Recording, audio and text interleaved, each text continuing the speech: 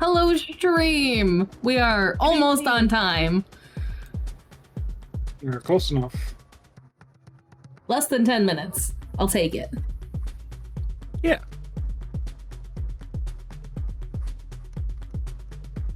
How is everyone? Doing all right. Burn I was the other night, so that's something. Pretty sure he's about to be bothered by a hairless cat. Is being bothered by a husky who wants pretzels.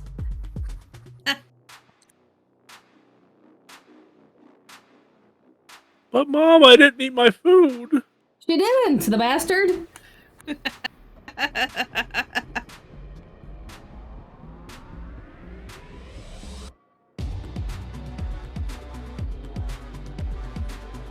She made a mess. Playing with the food is so much more fun than actually eating it. God, she doesn't... Yeah, no, she's just a pain in my ass. Hi, Kraken. I imagine if you tried giving her wet food, she'd just smear it all over the carpet. Oh no, that she eats like a dainty little princess. Somehow I think that's a little bit funnier. Yeah, no, this bowl right here, she will sit in front of and just lick one piece of kibble at a time and just like chew it and leave crumbs everywhere. But wet food, she's the daintiest. That's so funny. Like I kid you not. I gave her a banana the other day, right? And she nibbled at it. She didn't just bite it and eat it. She just like front teeth nibbled tiny chunks of it off because I just gave her a whole banana. And that's what she did for like a couple of minutes is how she ate it. That's funny. Yes. Mine does that with potato chips and like real crunchy things that you should be able to eat in like one bite. Yeah. She'll just gently take them between her front teeth and then scurry off to her little hidey hole to eat it there. Oh, I don't mean pulling it to go eat it elsewhere. Like that's legitimately how she ate it. Like, do you guys remember that video of the chicken nugget I handed her? Mm-hmm. Like that little like, that's how she eats that kind of food. A lady with manners. If she's a lady with manners, Kraken, those are the only manners she has. Yeah. I mean, she's very gentle when she takes food. It's very nice. My mom's dog will rip and eat your fingers off.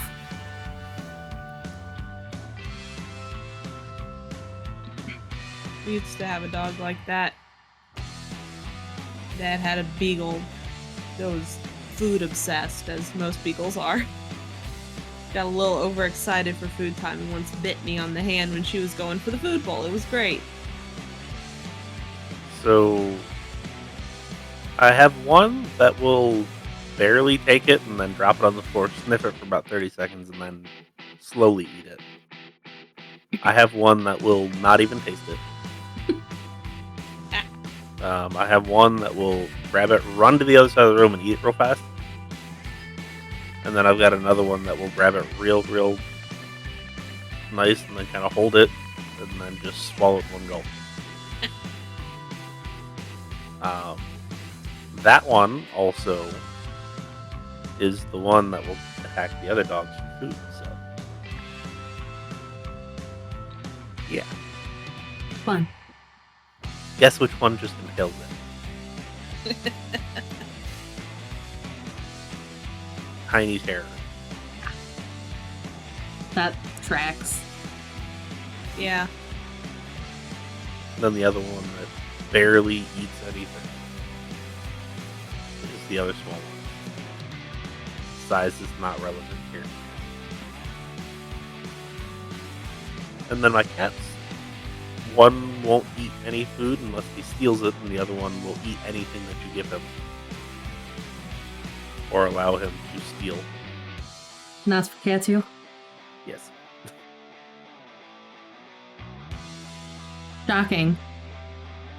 I know, right?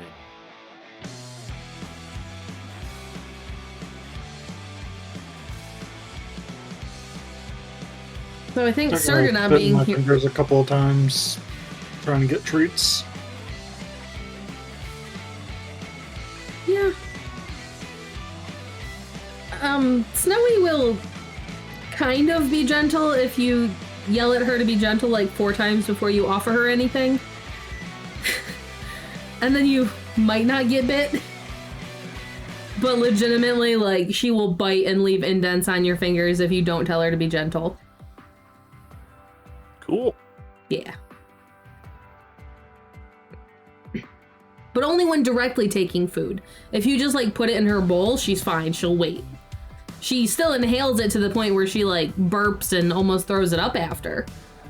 But she will let you put food in her bowl.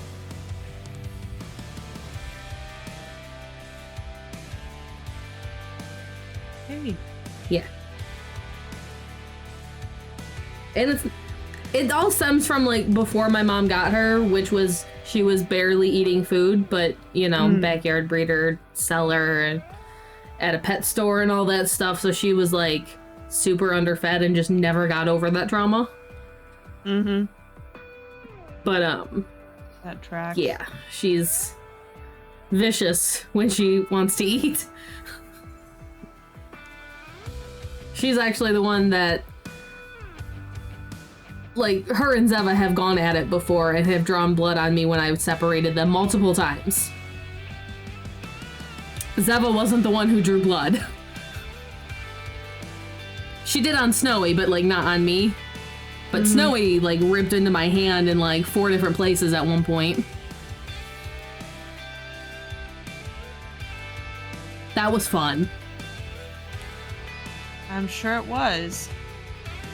One of them was really deep in, like, the fat of the hand. Ugh. Yeah. Ouch. Typing was a bitch for about a week and a half. I would imagine so.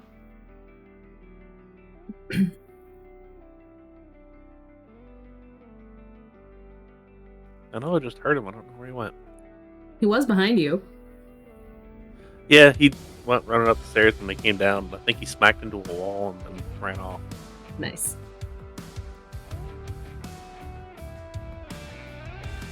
I'll just roll the intro real quick so it's on here, so.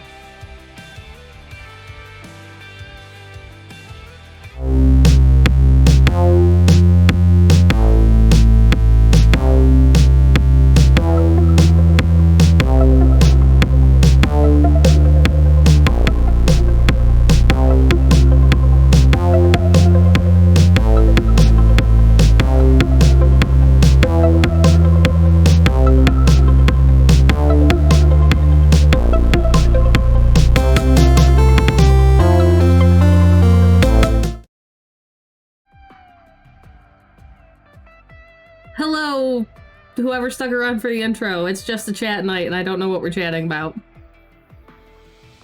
We're chatting about yes. Yeah, it's not Midnight on the Circle tonight. Hey! Look at that. And Cracker, what do you mean you didn't realize it'd be above the table? That's what we do on Thursdays. Typically. Typically. If we're even on. Does that mean you have questions ready, Kraken? Yeah, come on, give us your list. Hello, Zava. There he is. There's the cat.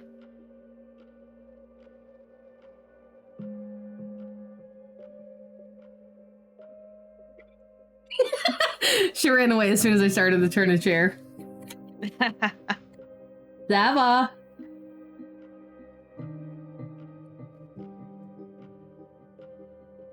Up. Up. Come here. Up.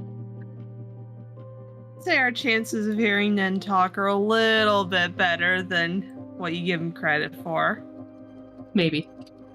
Maybe. Hopefully. He talked a lot last game.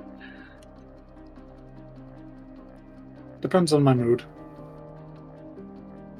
I think See? Nen did pretty good last game, personally. Yes. You got a Thank bonus you. experience ticked for that one. Oh, thank you.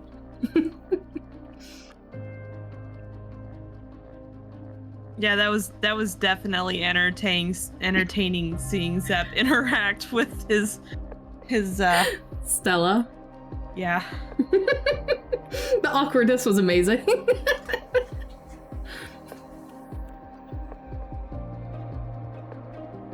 Zep only has 2 charisma. It's fine.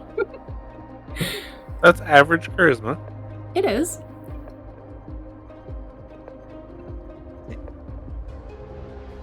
What is Zep's 1 in?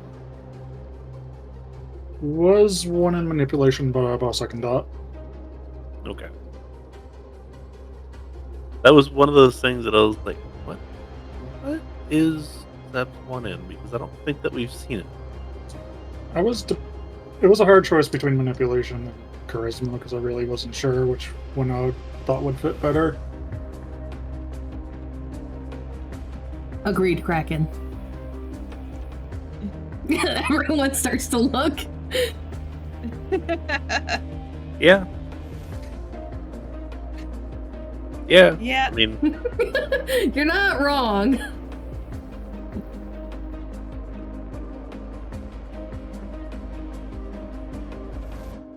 he has 5 charisma. She has 5 charisma.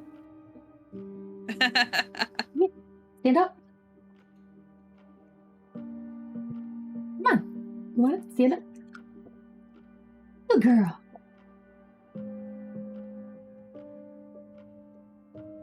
The problem is Bricks. he has. Yes. See, the problem is he has 1 intelligence. Yes. She has like 3. Yes.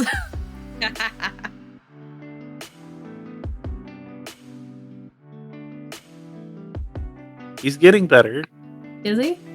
sort of. No. I mean, he's still an orange cat, so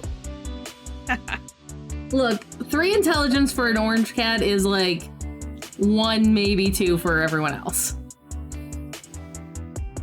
like I said, he's got 1 intelligence. Normal intelligence, okay?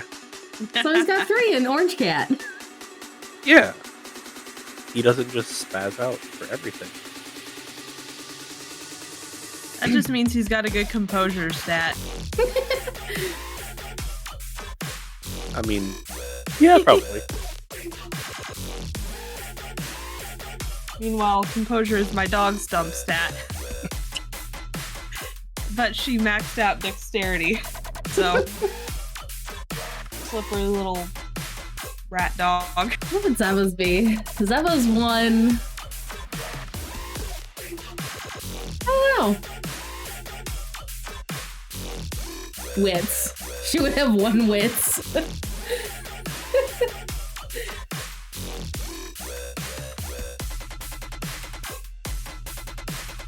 No, it would be composure. It's not that she loses her shit. Oh, my buttons. It's not that she like completely loses her shit, but she cannot like be around people without barking. If people are laughing, she's barking. Like she just can't. Yeah. So, the Kata's dump stat is 100% manipulation. Because his way of manipulating people is, give me what I want. Come here. The difference, Kraken, is that she's not talking to talk. She's barking because she's nervous and can't, like, not. Mm-hmm. And honestly, other than that, and other than when, like, I'm talking on here, she's fairly quiet. Like, she doesn't make a whole lot of noise.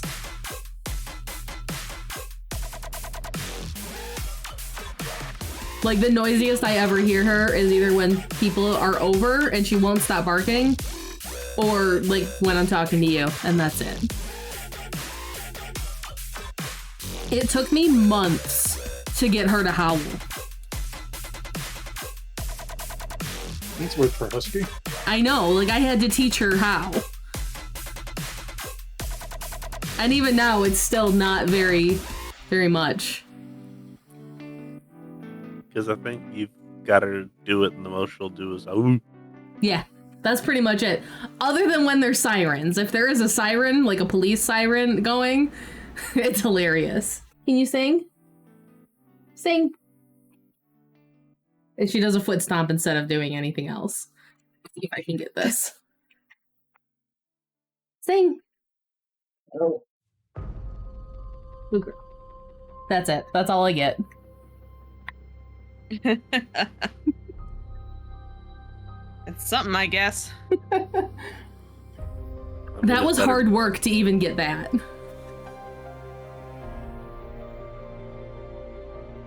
Yeah, no. Gotta howl back. That's not Zeva.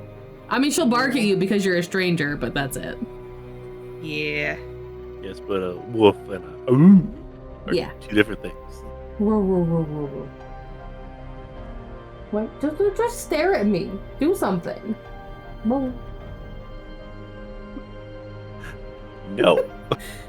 I don't know if you heard that. I got a. Oh. Yeah, that was a no. Yeah, basically. This is my defunct husky.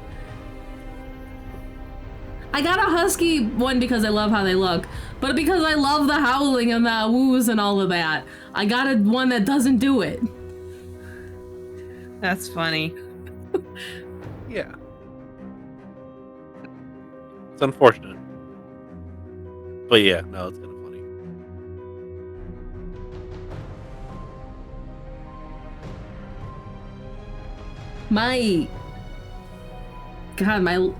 My dog Tanner made more noise than Zeppa does. I mean, to be fair, I'm pretty sure he was a Shiba Jack Russell mix.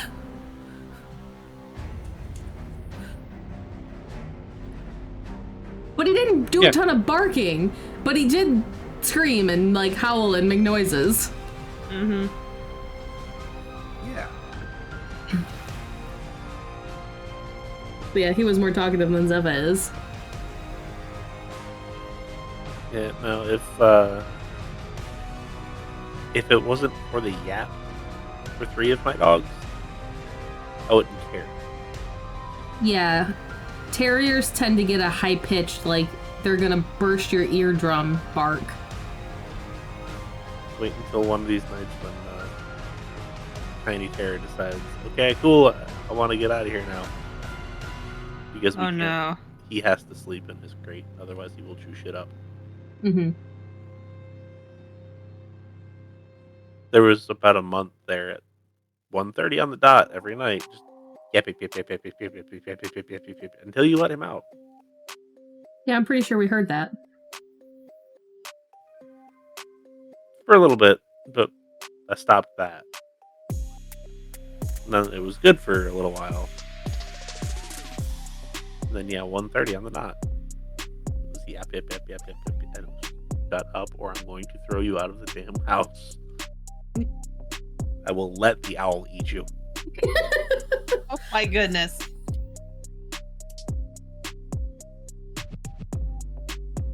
I would say the coyotes, but the owl actually chased one off.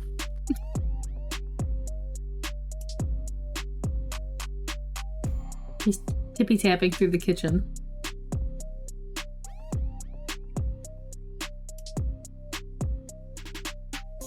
That's another thing she does. Instead of like the howling or barking or whatever, she will go onto a hard surface and tap her nails. Like do a little stomp, but like click her nails against it. She's just trying to dance for you. It's really funny to watch her specifically go do that. It's either that or she'll try to dig through the carpet but only like twice. Yeah. My dogs would do that to the couch. But only if it has a couch cover on it. Oh no, she's only doing it to make the noise. She's not like actually trying to do anything. She's just doing it to make the noise. Nice. Yeah. That's why like she only does it once or twice just so I hear that noise. Yeah. That's like a cattle when he takes a drink, he'll like scratch at the floor while he's drinking.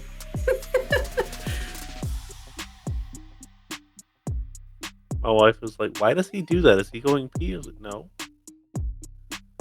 it's He's just just so excited. he just likes to." This one will eat everything in his bowl. Wait for the cat to eat everything in his bowl. Then we'll go through and literally lick them clean. Oh my goodness. I've also found him standing in the water while he was drinking it. What? Yeah. Okay. He doesn't care about water at all. Which is It a also good thing doesn't- because it'd be a problem otherwise. It doesn't help that we bathe him every 2-ish weeks. Because otherwise, he gets real stinky. Yeah.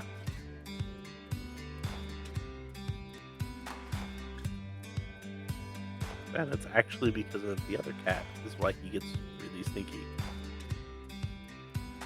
Because the other cat will lay on top of him and make him sweat.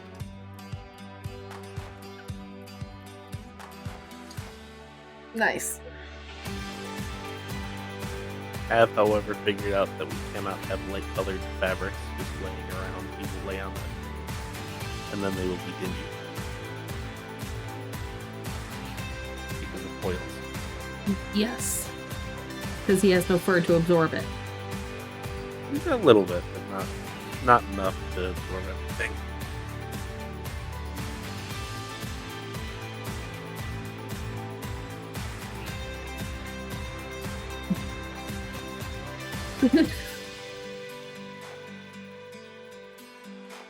Nice. That's hilarious. This is way better than him sitting up there.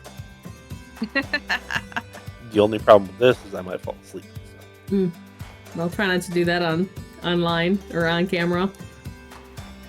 Oh, just yell at me. It's fine.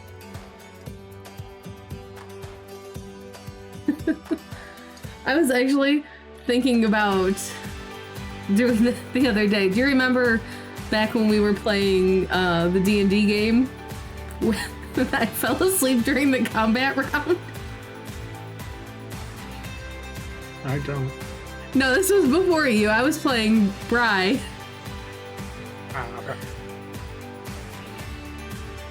I don't remember. It Yeah, sounds like no, it was something when that we were still playing with Rooster and everything, and I had taken my turn, and you guys were just taking so long that I fell asleep. I genuinely don't even remember why I don't it know took if so maybe you long. guys didn't catch it, but I woke up to you being like, Faye, it's your turn.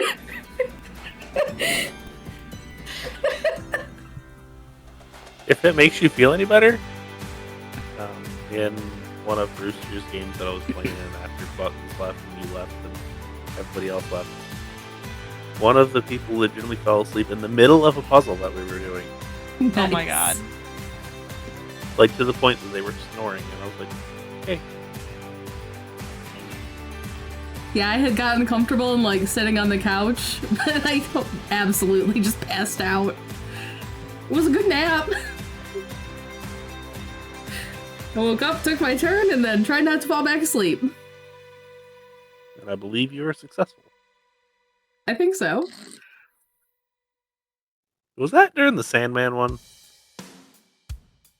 It might have been. I mean, fitting, if it was. It might have been. I don't remember which combat it was. I tried so hard not to. And I was unsuccessful. And I was playing the wizard. You were.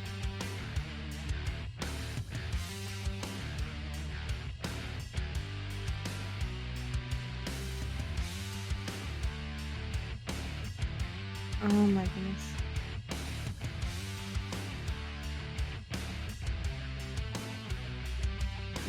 Like I said, this works better. Zeva also likes the aggressive eye pats. Oh, she moved her head.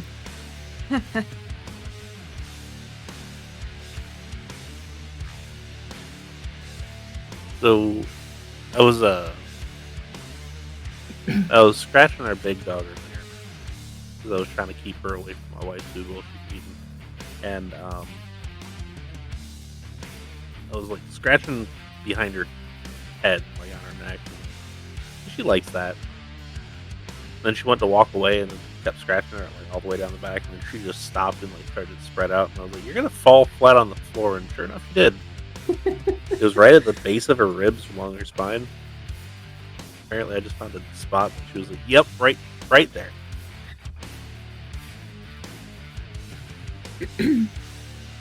Every time I try and like scratch behind Zeva's ears or like right around her ears, she angles her head to where I scratch the inside of her ear for her.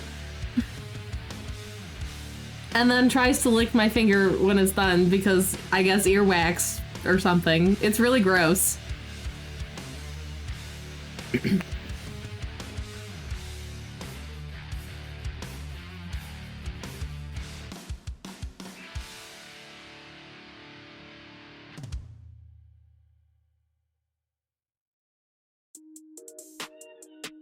So what now? Where's your list, Kraken? Yeah, Kraken. Supposed to have a list for us. You have 4 games to pick from? It's pestering me right now. Give her a minute. Oh, good. Let's all pester Nen. Where's your list of questions, Nen? I usually ask them after games.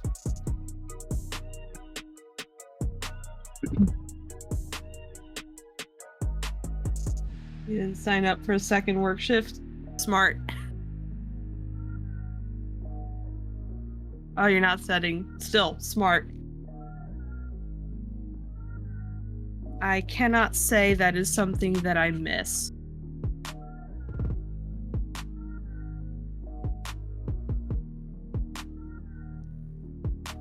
Yeah. Never going back. Same. I'm over it.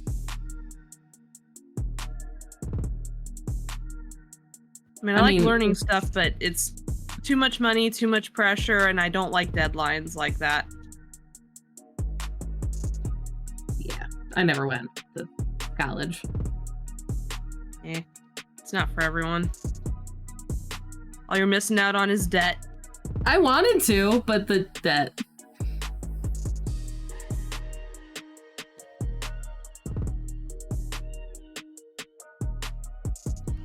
Technically, if you consider the fact that I did massage and then camp before this, so you guys are technically my third shift I have. Yeah, I'm pretty sure that's what she was referring to. Like, this is work. Kind of. 3.6 GPA, that's pretty good. I'm sure it was a nightmare to get to, but that's still an accomplishment.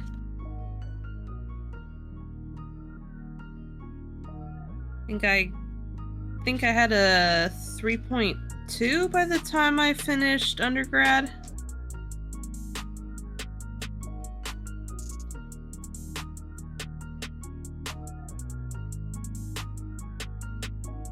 Don't you draw, Kraken? That's touching a pencil. But that's electronically. Wasn't voluntary. Yep, I feel that. I remember when I first started talking about going to art school, my parents were not happy about it at all until I said, hey, I'm doing a thing with it. I'm not just going to be a starving artist.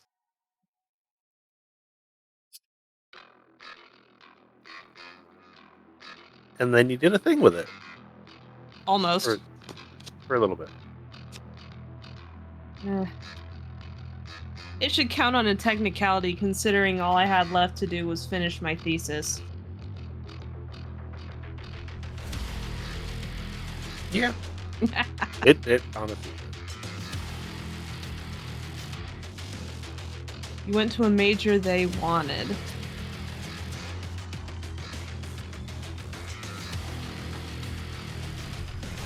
Yeah. Ooh. Cards all over the place. Why did you throw your toy that far away? I can't reach it. Bring it here. Mother, you are not paying attention to me. Get up and pay attention to me. Stop talking about school. School's for losers. What? Schools for people who can afford it. School's for people that have time. School's for people who have, what I say, 200-something K dollar weddings? Yeah. Jeez. Took you long enough, Kraken. Jeez. Shut up.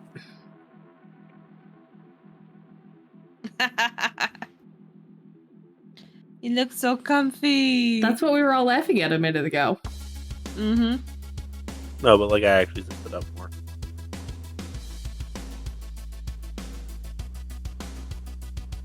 University is free where you live. Yeah, it's like the opposite of free here. It's give me your kidney, your right big toe, and your left pinky toe, and then your first organ. And then maybe you'll still only have $50,000 worth of debt. And also your soul. And then after that, they have the audacity to ask you for more after you graduate. Yeah. And that's not even counting books and stuff. Mm-mm. And meal plans and housing and supplies that aren't books. And access to databases. And therapy. Or I mean, the other option is you can go in the military and get it like 3.5 years of it paid. But and still need therapy. I was gonna say, but that comes with military trauma.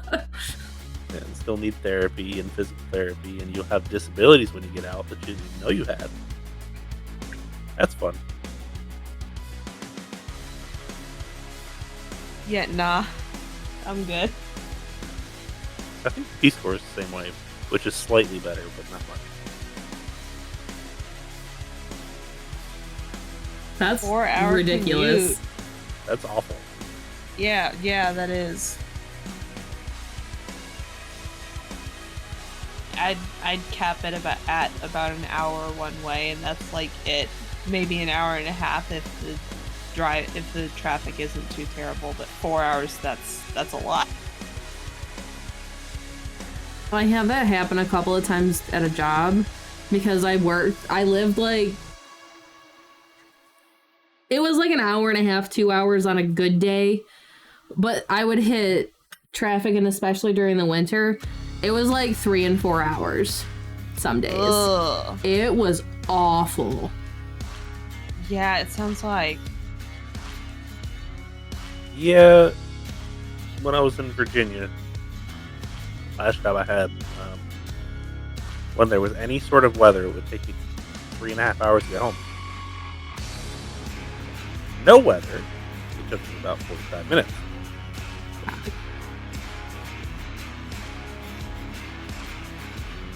How dare you want sleep, Kraken?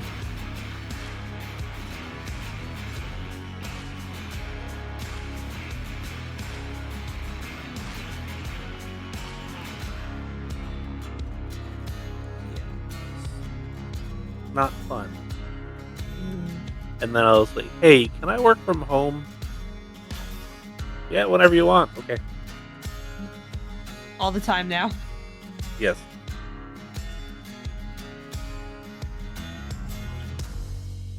I was like, just let me know when I have to come in, and I will come in.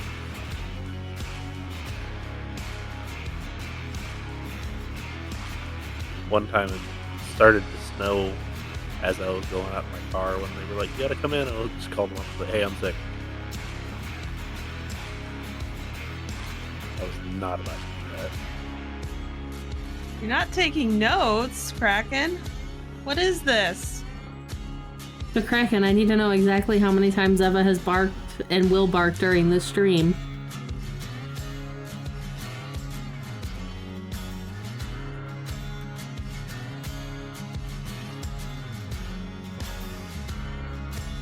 And when we never asked you for notes, we asked you for questions.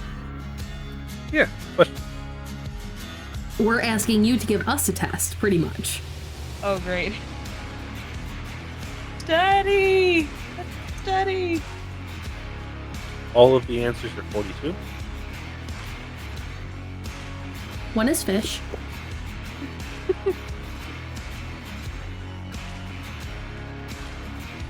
Oh my goodness. And if they are neither of those, then the question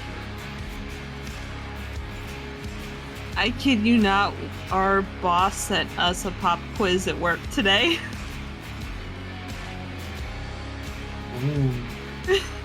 Apparently, some people that I work with have been having issues remembering some policies, and so she was like, okay, we're having a pop quiz over this one specific policy that everybody keeps missing, apparently. Answer these questions and send them back to me.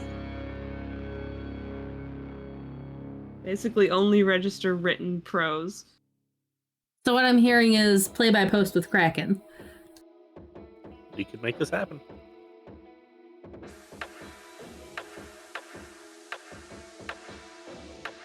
You're making it happen, Captain.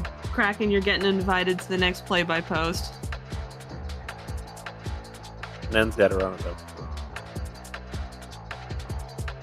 I'm sure that'll go fine. I mean, it's You an don't even easier need to introduction. talk. It's an easier introduction to running games. It really is. That's how I first got into running them, and it was fun.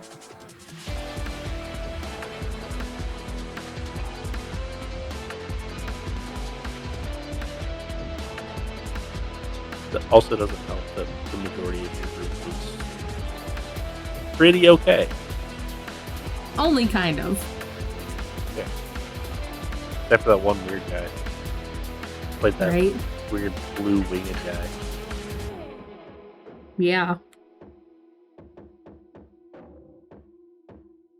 By the way, that's me. For anybody that's curious. I couldn't remember whether you were being sarcastically self-referential or were actually talking about one of the players, because we had a couple interesting characters in that group at different points. Yeah, but he was the only one that had the flappies. Yeah. Go Pally Ranger. Yes. I'm not gonna lie, I do miss running that game. It was fun. Just everything happened all at once, and you feel like Yeah, and Ombre was a bitch. yes. And getting Pretty much. everything set up for that was a pain in the ass.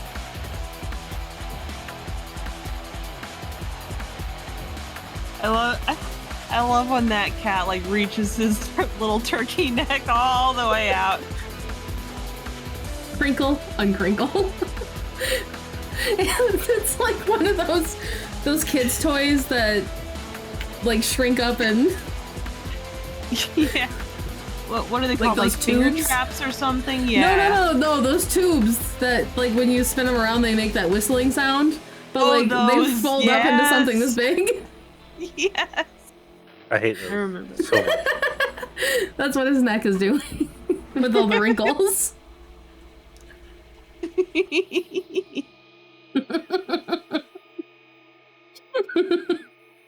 Little turkey neck.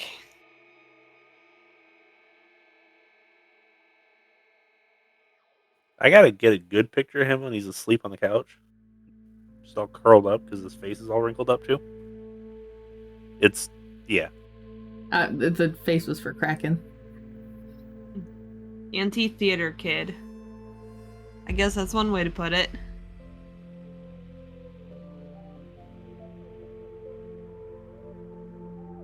I mean, to each their own. That's fine. That's fair.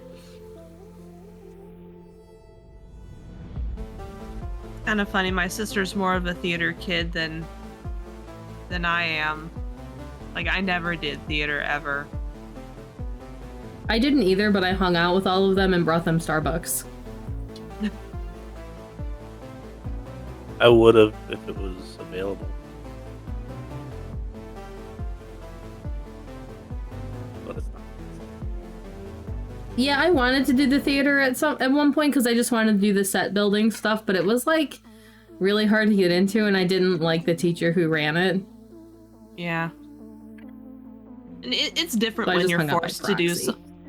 Oh It's yeah, different when absolutely. you're forced to do something, because I mean, like, I was forced into just about every single sport under the sun and absolutely hated it. Basketball, So, soccer, tried softball once, Piano. dance, tennis. so in middle school, I got to play sports and play an instrument. Then in high school, I went to this tiny, teeny, like, speck of a school. And they were like, you got to pick either sports or, like, arts. That's dumb. And I was like, why can't I do both? Well, there's not enough time for you to do both. I just want to play football and still want to play an instrument. You're not allowed. Fine, I'll go play football. I mean, that definitely sounds like something a teeny tiny school would do. Plus, to be Especially, fair, that was one of those schools that practically worshipped football. yes. Sounds familiar, sounds familiar. You want to know something hilarious? My school's for it. football team sucked. Like, they didn't win practically any games throughout my entire high school time period, and the year before me, and the year after me. Like, we won practically no games, except our stands were full up until after halftime. They only came to see our band. That's funny. Yes, like after the halftime show, like after the band went on, the stands were more than half cleared. It was hilarious.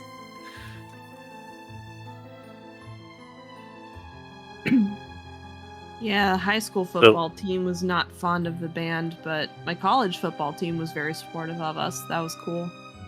So, funny thing is my high school, our football team and our band were fantastic both. And we all liked each other. So it kind of made things easy. It also doesn't help when, like I said, your school's about this big. Yeah. Mm-hmm. So you kind of know everyone already. You kind of either you like them or you don't. There's not one of those like. What was your graduating class? Mine was a big one. It was 42. Oh, mine was like 56. Yeah. Wow, y'all's were actually smaller than mine. I lived on an island. Hey. What did you expect? Oh, that's fair. Hey, Nen, what was your senior English class? Probably about 30 something. Exactly. My high school graduating class was 98 out of 106 total. 2 years below me had the smallest class at like 46. And the seniors above me had the biggest one at like, I think they pushed 60. Maybe 62. Mm-hmm. Yeah, my brother had 38 in his, and that was average. The one after me was 34. So yeah.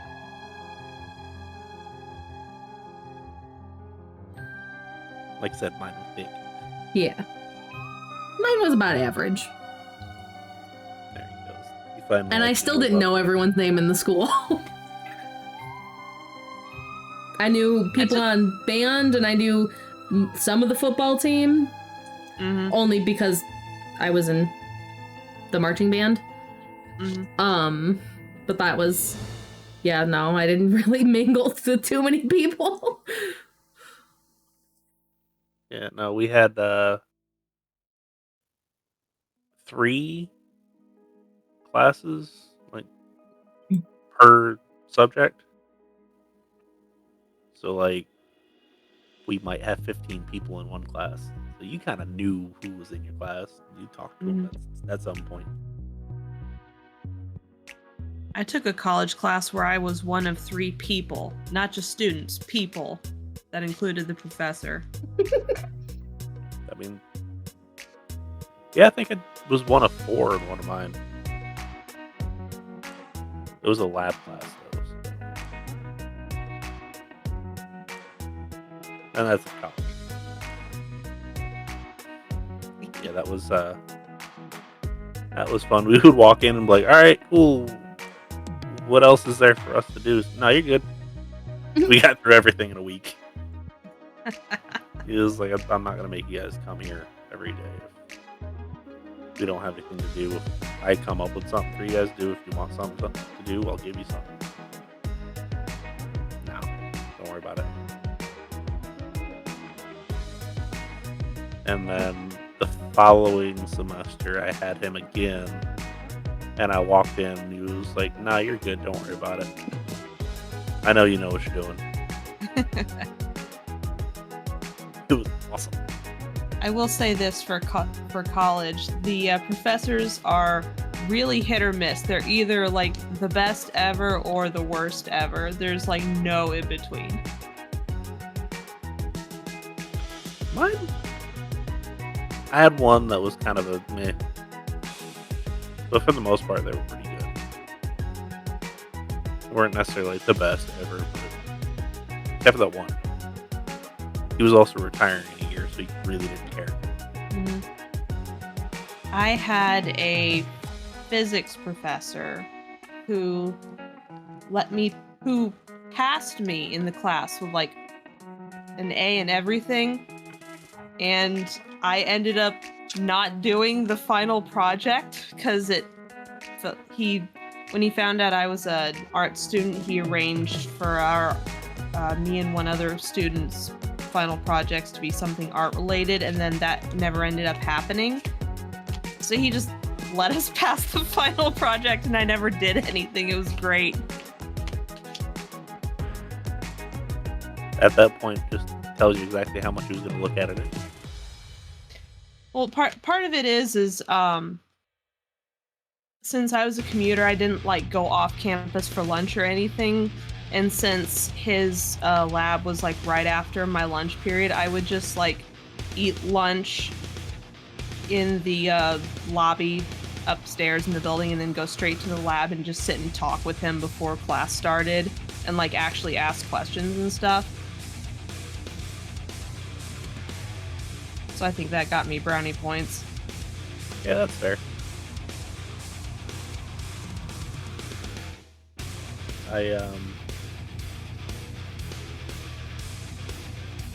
I just showed up and did what I was supposed to do the first semester for the majority of my classes, and then I just kept taking the same instructors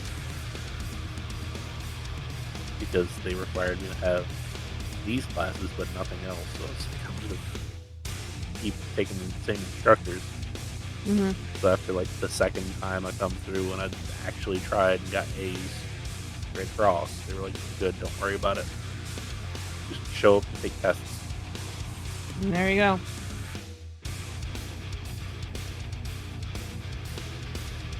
So it was nice. I still showed up because some of the stuff I didn't actually know, but that.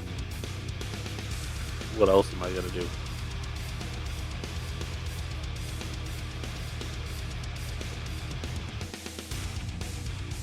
Dude, I had one that let me turn in like final, quote unquote, like 2 weeks late. Because it was you're supposed to do a project over the entire semester, and that was your final. Well, I forgot to actually finish it. So when I went to turn it in, I was like, hey, this happens. But let me finish it. I don't care. As long as you actually finish it, I'll just put your grade down for a B for the final, and you'll be fine. But if you don't put it down, I'll put it in a correction. Okay.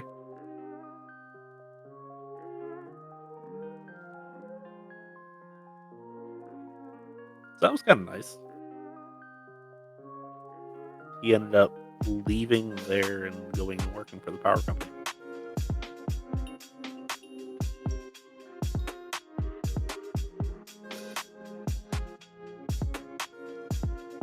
You woke him from his slumber. No, I think he's getting too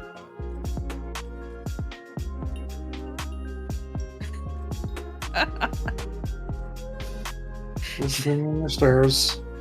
Not a thought behind those eyes. Oh no, there's a thought. The thought is, do I scratch this rogue right now or no?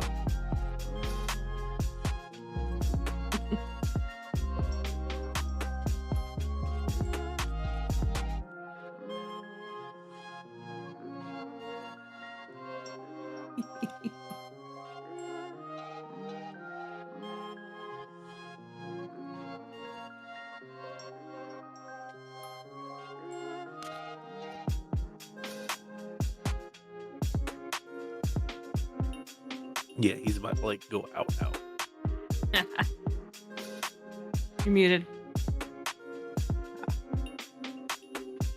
I'm just getting stared at over here, and I didn't go to college, so I can't really contribute to any of that. It's fine. Just talk crap about what's his face again. Nah. I don't need to deal with him tomorrow, so I don't want to think about him. Fair. Yeah, where is Potato Cat? Probably sleeping on the bed or in our tree. So disappointed. He usually shows up and annoys you by now. Yeah, lately since I've been setting up a full puzzle feeder for her, she's been playing with that and then going to sleep somewhere. That's fair.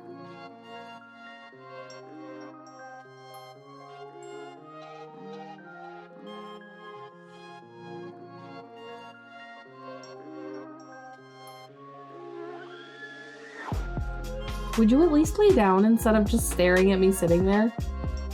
No.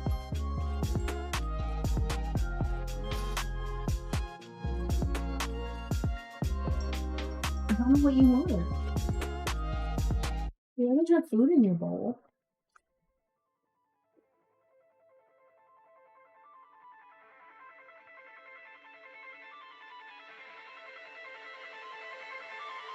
So what's the next topic of conversation? What is the next topic of conversation?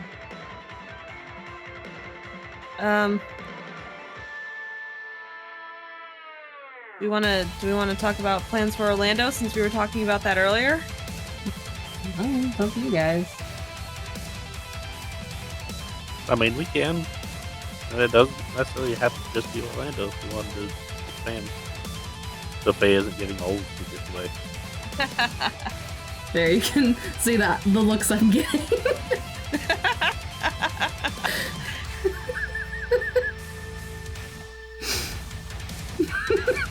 That's so funny. That's so funny. Fair. Hi.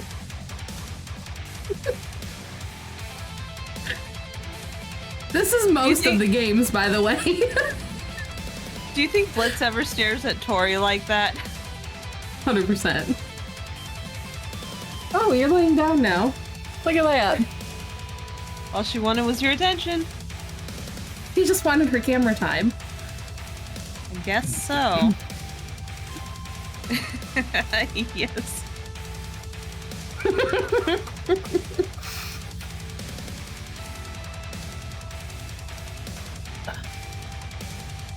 I still need to figure out dog cam. Dog cam? Oh. Dog cam. I really need a better camera for that second one because my old one only hits like 30 FPS, so it's really choppy. Mm-hmm. But as soon as I can get a better camera, I will absolutely set it up so all I have to do is a button push so it shows her. Yeah, not gonna lie, when you said dog cam, I was still stuck in in Atlanta. Life and Blood Atlanta mode, and I thought, when did Cam get to shapeshift? I missed that one. No, he doesn't do that, and he doesn't want a Famulus either.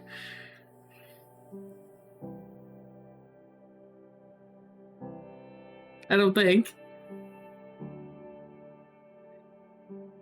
Dangle's being awfully quiet over there. No, I'm messing with the cat. He woke up enough to actually care about the cursor again. Mm.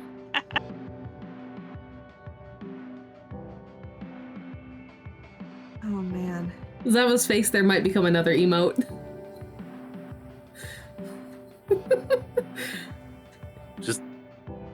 I just got, obviously, the top half, because it was just, yeah. Yeah. Just one of those things. I was like, yep. Why? Yeah, I might make that another emote. That's funny.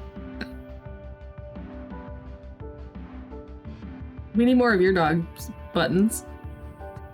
We only have Dog 1. I mean, 90% of the time my dog is like that, or screaming at the top of her lungs because my mother walked by the door or something, so...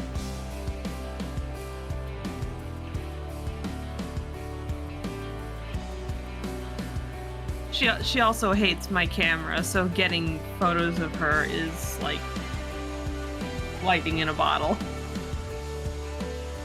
That's fair. Just pick her up for stream once.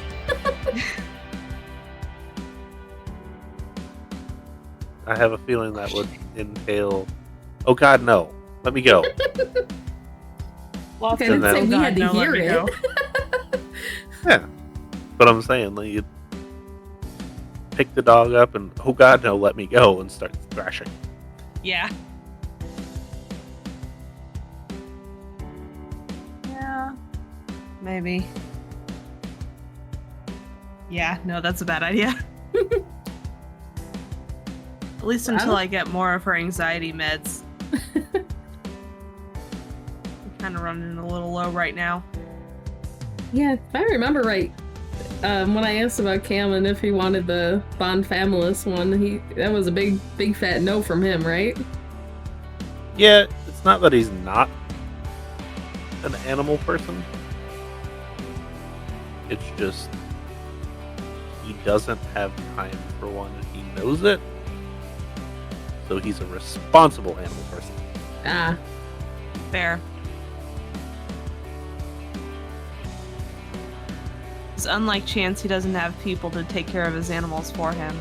I'm sorry, you saying Tori's irresponsible with her dogs? Nope. No. Not at all. Definitely not irresponsible for just pluck his heart. It wasn't even in his brain, it was his heart, right? Yeah. So that's where the soul is. I mean, at least in World of Darkness for vampires, that's where the soul resides. That's very the Greek. Vampires. Yes. It's very Greek. Most of this is very Greek. Yeah. I mean, fair. Like the resonances and all that stuff? Pretty sure that's where that started. Yep, it is. It is.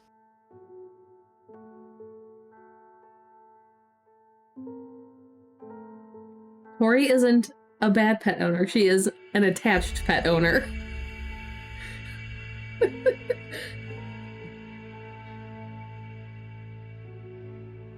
Might it be to an unhealthy degree? Sure. But what is healthy about World of Darkness?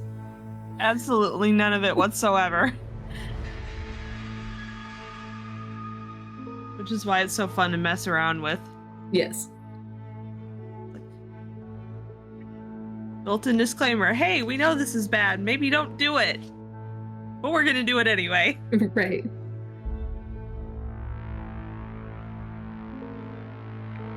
Tori was desperate during that game where Blitz was killed. Yeah. Potato! Yeah. She decided it's attention time.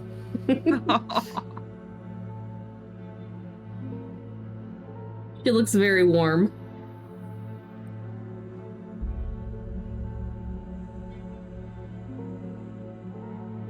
Here we go.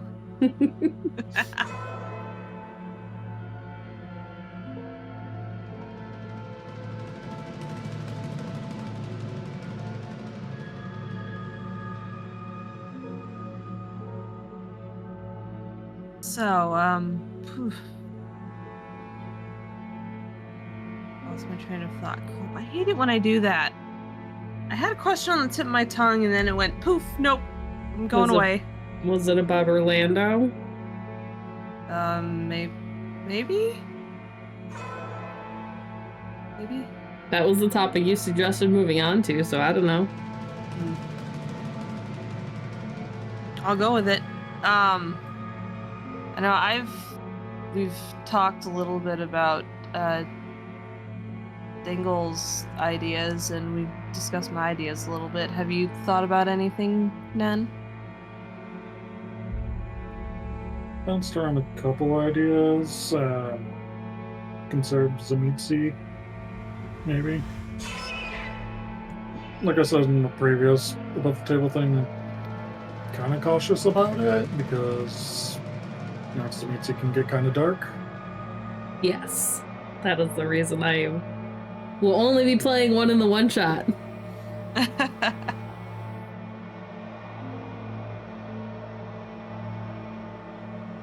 Oh yeah, you're gonna do the one shot with us, right? Yep, I still need to decide on plan for that one. I'm sure it's fine. We've got time. Almost a year, I think.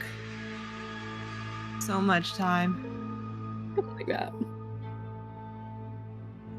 Who knows? Maybe you'll need a backup for Steven before then. It's a possibility. I'm not going to say that it's not a possibility, but it's a possibility. I don't think you will, though. We'll have to see how this weekend goes. Steven's not the one that should be worried. Steven's time will come, though. I am very, very worried.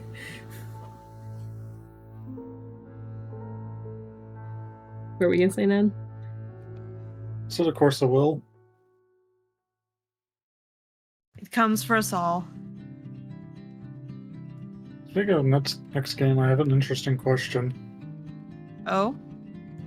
What would happen if I used demontation on this thing? Do you really Please want to don't. find out? Please don't. Please don't. I mean, it's not like it can't get any crazier. It was embraced by a Hekata. They are obsessed with death, either causing it or finding the cause of. Let's not. Oh, yeah, that's right. Oh my god. Yeah. Oh, that's terrible. Yeah. Oh, that's terrible. Please don't. And you wonder why the abomination from the beginning was going to be a Hekata. No, I never wondered. I put that shit together immediately. I just wasn't 100% sure which Hekata was going to turn them. And then I was like, that just makes sense. I also made it worse for us by suggesting Blaze. Why? Because I thought it'd be interesting. I mean, it is. It is. Narratively, it is. Because now Dante has to actually deal with his shit. Oh, you would have had to anyway. It's just rather than a one episode of Dante dealing with his shit, it's 2 episodes now. And there's a very real possibility that Dante's going to die. What do you mean very real? It will happen. But I'm saying from Blaze. Oh, yeah. Ah. One way or the other, he's going. We were given explicit instructions to make sure he shuffles off the mortal coil. Because he's a problem.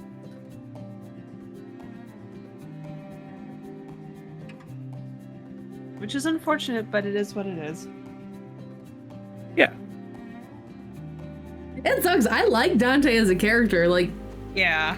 Me, the player, like, I really liked Dante. Yeah. I will answer all of the questions about Dante after. As well as Blaze. Okay. Good.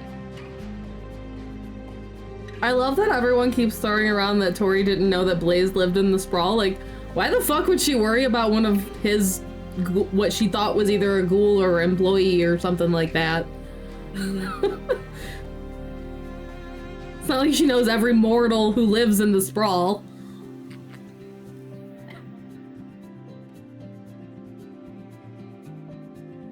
Right, but attached to Dante. Kind of surprised. She didn't care. That's fair. So when Dante goes away, who's gonna take over the tattoo shop? Ooh. See if we It's can learn how to downtown, do it though. real quick. Hmm? See if we can learn how to do it real quick. Just No. hope he doesn't roll a compulsion and then starts drawing absolutely insane stuff on people's body. Oh my god! You do those blind tattoos real well. I mean, Not even I know what's gonna come out. to be fair, I actually do have somebody that you could be like, hey, take care of this. Spanx. Oh shit, we could. Yeah, makes sense. Yeah. Yeah. Yeah. Hmm. I know he's very much like, we haven't seen him in forever. I've wanted to figure out how to bring him in, just Tori has literally no reason to go talk to him. Yeah. And now we do. But, so when I made Spanx's thing, he did have craft. It wasn't in tattoos, but it was in. I don't remember exactly what it was in because I don't have it in front of me.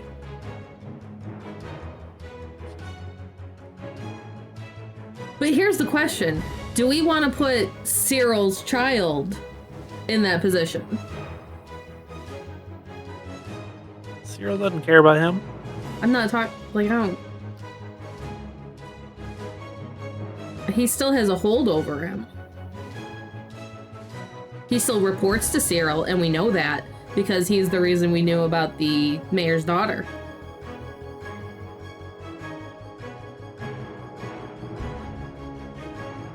Yeah. But doesn't have a bond with him anymore. So, like, doesn't have to, he just does because, yeah. What else am I gonna do? He's been able to get hold of us. Yep. But again, why am I gonna call them? They don't pay me for information that I know of. Not that we were ever asked or offered. Yeah. So it's kind of a two-way street there. Fair. It's an Let's see. interesting thought. I want to say his was in carving that I gave him specialty for craft. Which I know is kind of weird, but if you think about it, it makes sense. Oh, hey, Steven has that too.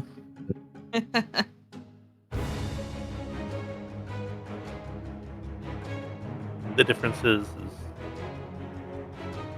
one of you is part of a coterie that does shit up almost every night.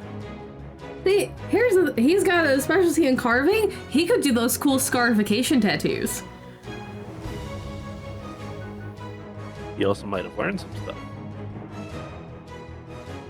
So you can just vicissitude them on, Mm-hmm. or flesh craft them on, or whatever. Yeah.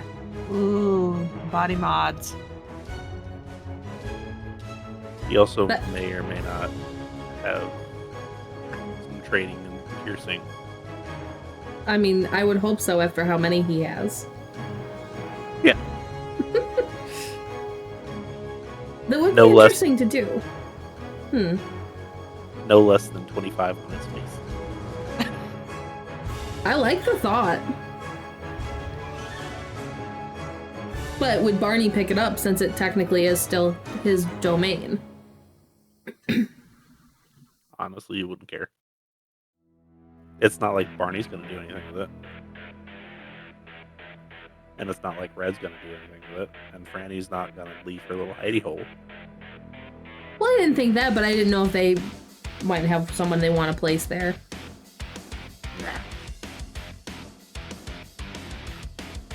Okay, let's get Twitch to grab those papers. And all the shit for the shop.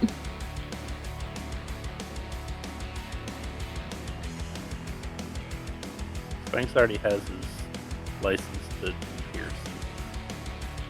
Yeah, but we still will need, like, the deed and all of that stuff for the shop itself. Dante's been renting it. We don't know that. Yeah, I know. But yeah, no. Barney does, though. Dante's been renting it through a fake mask. So he doesn't actually have to, like, legitimately pay taxes. Is that going to be an issue for us too? No.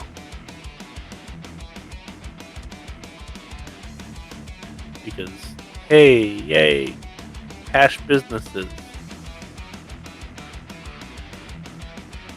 Okay, I'll mess with Guru, I'll mess with Deranged Takata, heck, I'll even mess with Pentex, but I will not mess with the IRS.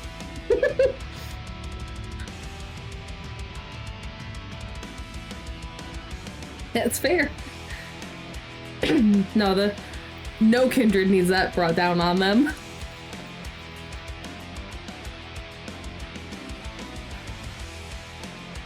Yeah, that I'm might sure- be another message Twitch gets in the middle of all of this shit. He'll have a couple given to him, I think. You know, for the start of the game. Mm-hmm.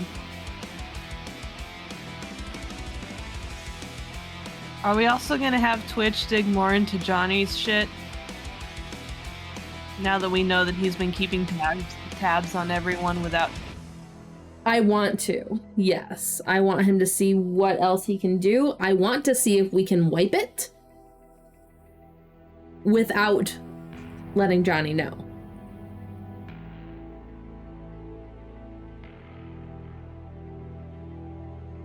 That would be like goals that I would like to have done. I doubt it's going to be that easy. But that is something I would like to try. I mean, theoretically, you could essentially backdoor in and just replace like one of the more frequently accessed files with a corrupted version and just wipe the whole kit and caboodle. Right, but this is also Dengle, and I, again, doubt it will be that easy. How astute of you to assume that. I would never make things too easy for you. I think it technically could be that easy. It's just that there would be a lot of consequences afterward. You see how she's eating? I do. She looks like she's only like half awake while she does it. And it might just be the angle, but like, have you ever seen someone go to a movie and like half asleep still eating popcorn? Yes. That's what that reminds me of.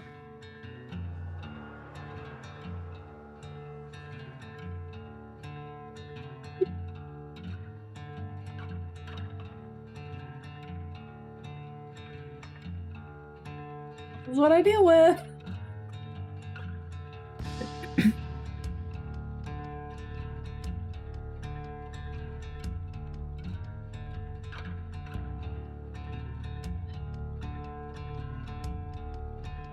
Yeah.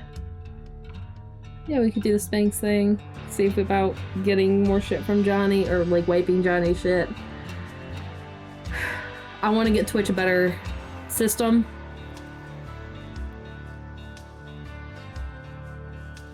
Like collectively with between Tori's resources and the stuff from the coterie funds, we've got like 6 individual resource dots that we can pool. And again, that's not counting your character's stuff if they have any. I don't know that. I'm just tracking the coteries and Tori's. Mm-hmm. That's a pretty solid like, pretty solid. Obviously, it's not like a 5-dot resources. They're like individual dots, but it's still a decent pool chunk together. Yeah. But yeah, no, we've actually got some income rolling in for the coterie right now. Now that most of the things are finally up and running. Well, in order to like technically have that, we still need the Stevens thing to get started, which you probably should be ready to just start. I would assume. That's about. I believe so. So yeah, like once that starts, that's when we'll have the 5 or 6. But yeah, no, like we've actually got some stuff rolling in that we can use to take care of stuff now. The groundwork that we've been laying is finally getting ready to pay off. Yay! Just until Gregor comes back. Shut up. That's not actually when things start imploding. You say that like they're not already imploding. Yeah, when do things really start to implode? You will know when they start to implode. Hmm. I promise you. Hey. Yay! More trauma! Yay! Just what we need. Oh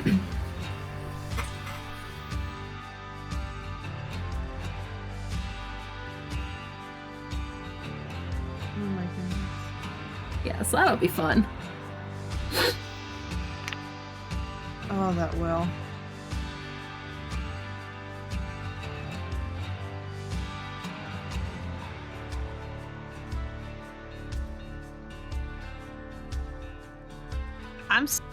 You don't think this whole thing between the Fianna and the Abomination is going to cause some serious issues with the Guru, is it? Yes. Absolutely.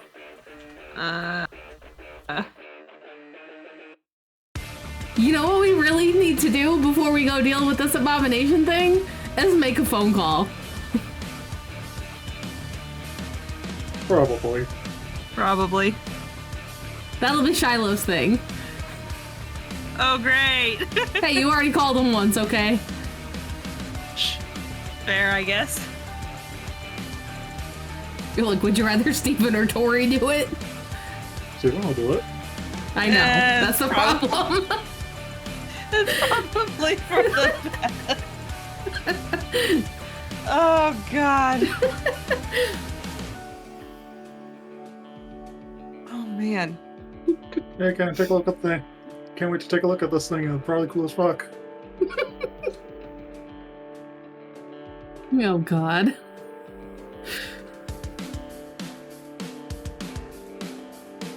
So yeah, Shiloh has a thing to do. Great. I don't know what Steven's thing to do is gonna be. Or he's gonna text Twitch. I guess that leaves Steven in the driver's seat then. Well, I mean, he literally is driving. But I mean, we stopped when we pulled up to the place. Mm-hmm.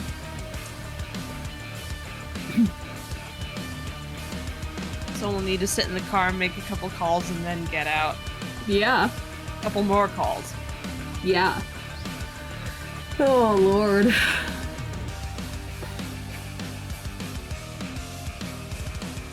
as I get that the Sabbat are like batshit insane. I really do, but I still absolutely refuse to believe that anyone does tagging and bagging for fun, right mind or no. I refuse to believe that is a thing that is considered a pastime. Give me just a moment.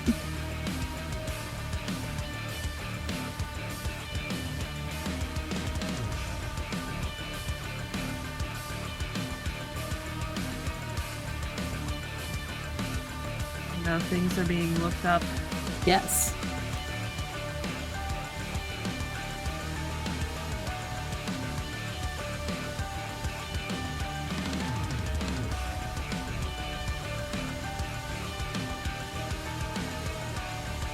It means it's going to be so much better than we thought.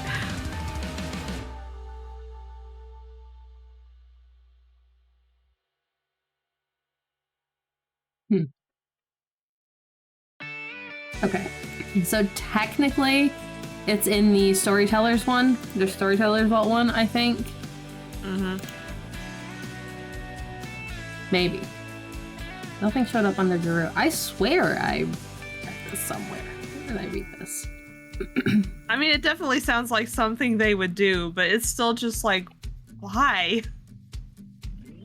Just cuz. Training for the war.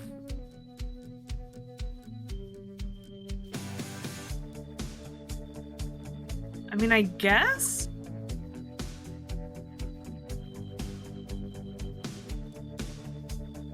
If you get a pack that can take down a werewolf, they're definitely going to be able to take down Kindred.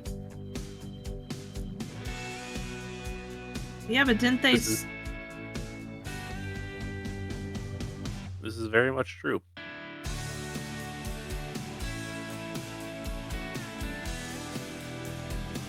Well, now I just wonder how a werewolf stacks up to an antediluvian. 1v1? Yeah. How old is this werewolf?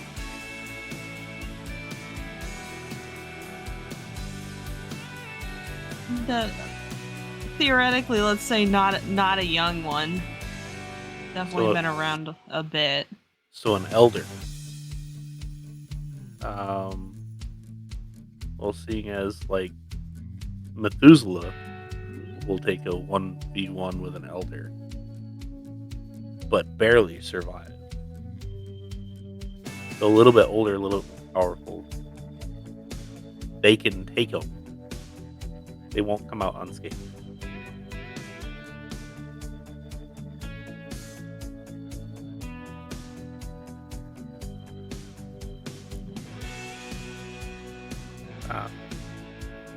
There's a reason why a baby werewolf versus a not necessarily young kindred is like, you don't want to mess with it. So.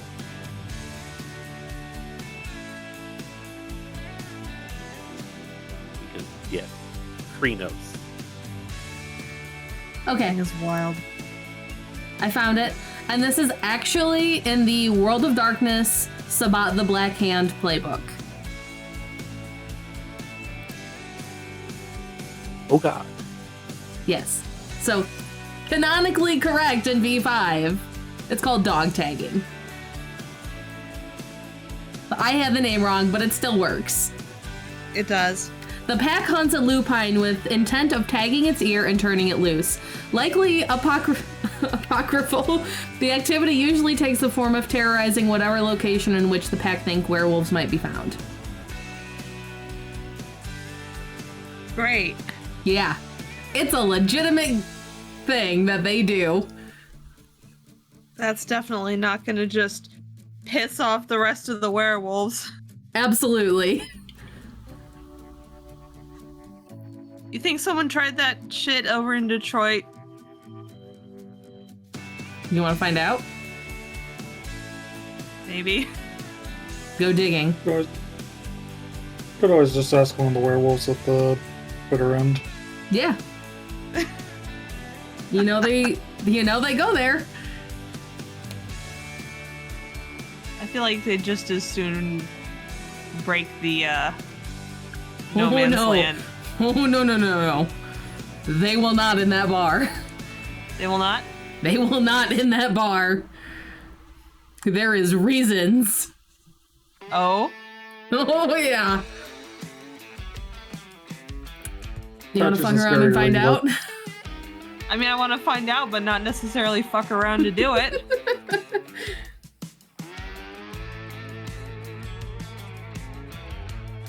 Patches is scary. Scary in what context? In like the definitely not a kindred context. Are you just wanting me to spoil everything? Yes and no. I want to know, but I also don't want to spoil things.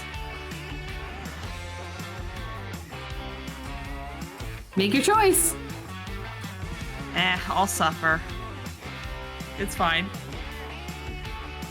We don't need to spoil things. See, I'm the type of person that I will enable you if you really want to spoil everything for yourself, but that's your own problem. Nah. I'll suffer through it. It'll be fine. Okay. What was that head shake for, Dengle? I'll just suffer through it. It'll be fine.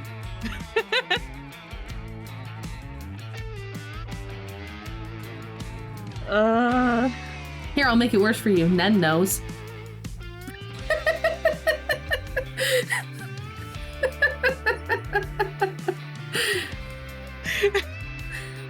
Well, that I would expect that, yeah. We had to hash some things out.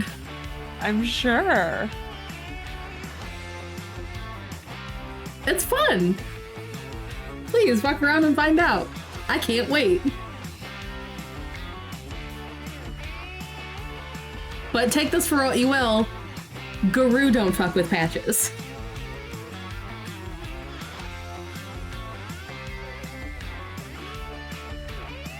Could be several things. Yeah. So no, they will not break that treaty, and I will 100% like nothing will ever happen in Patches Bar or the 2 blocks surrounding it.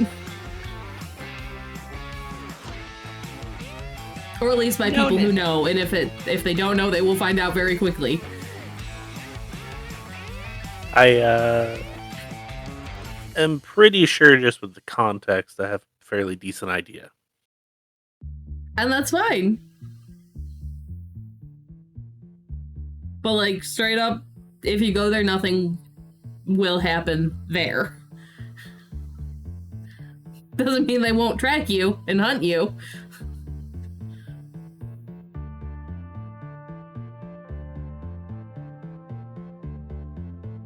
So what I'm hearing is lure Artemis to the bar and let Patches go hog wild on her. It's an option if you'd like to try that. I'm sure that would not end badly for anyone involved.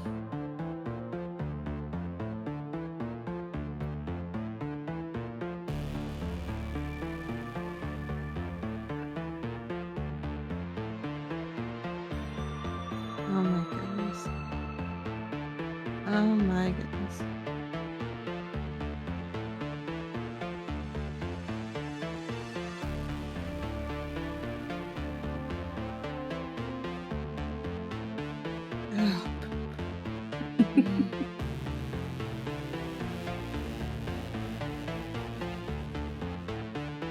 I'm trying to think. Slight sidetrack. I cannot remember what we decided. Where did we decide we're going for the next hunter game? Thought I had it written down somewhere. Wyoming.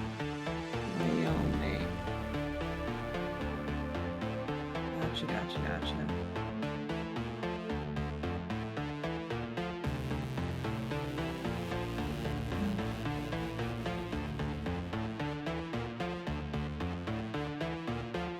Would we like to know exactly what we'll be doing out there?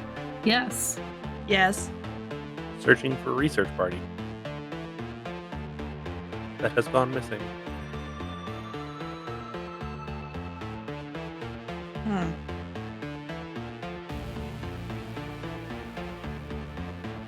Immediately scurries off to Google.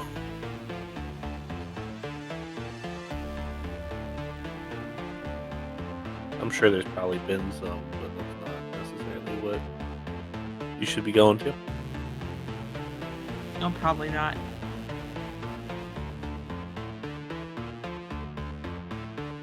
Damn, I can't find the notes I had for that one. Uh-oh. No, it's for something else. I'm trying to double check. Ugh, shit. I have right. But I will tell you, this is probably going to be your least most dangerous thing that you will have. Least most dangerous thing. dangerous? Yes. That doesn't make much sense, but okay. Good. I'm trying to confuse you. So it's extremely dangerous, but we're not actually in any danger? Kinda. Look, I got it. You guys are prepared. Therefore, you're not in any actual danger. We're actually prepared? What? Yeah, to go out into the middle of freaking nowhere. Yes, we've done that a few times. Surviving the elements. Nature at its worst. It is middle of spring now, so it's not actually cold. Well, that's a time skip. I mean, you were pretty close already, so. You think we were in April last game? Yeah, beginning of April. Yeah, because it was all muddy and gross. Yeah, so. Couple weeks after that. But yeah, now,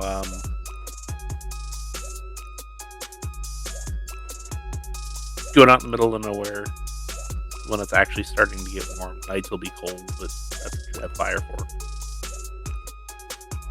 And vehicles. Yeah. Just gotta make sure they're outfitted for off-roading capabilities. Okay!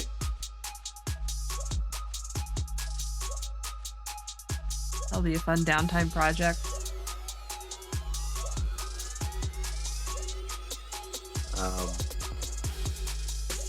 And what you're going out for isn't actually really dangerous.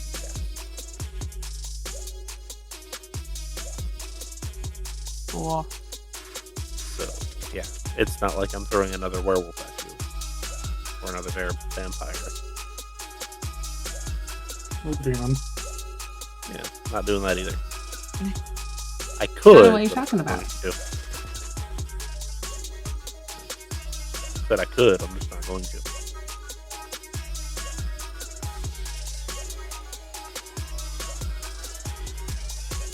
And that's just a couple of mortal cannibals. That's fine.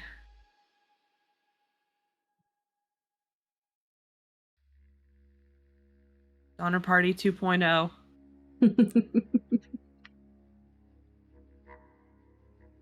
Those are some conspiratorial giggles. Always. It's like you don't know me.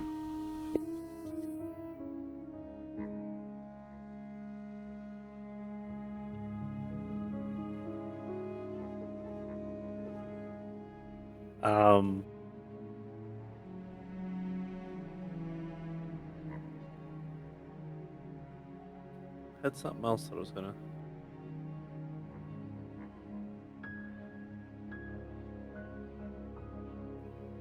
Yeah, I can't remember what it was. We're just bouncing that brain cell around, I guess. Yeah, that's all I've got spare right now, so it's fine.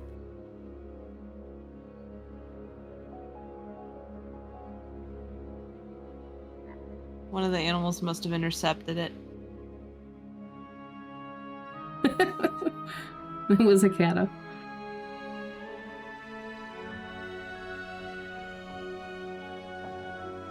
We were talking about not throwing demons or werewolves or vampires at us. Now, to the cata reference, he used binding of the brain cell. Mm. But yeah, no. Obviously, I have a couple places where demons will come in. A couple of them will be a little bit more fun than others. AKA, I can do more with them rather than just throw it at you and make you go legitimately crazy. I was gonna say, is that a dig on how I used the demon? No. Just certain situations I can mess around with it more. Well, once Edgar starts going more into true faith, that'll be super fun to mess with demons. Yeah. Which he's already started that, if I'm not mistaken. Yep. Yeah, I'm Very just nice. saying, like, once we really get that going and rolling and all of that, like, once we figure it out as a group, too, that'll be super fun. Just do that before we go to West Virginia. Yay. Or until we go to Georgia. Ooh. Because, the devil went down to Georgia and was looking for a soul to steal. He was in a bind. When you find it.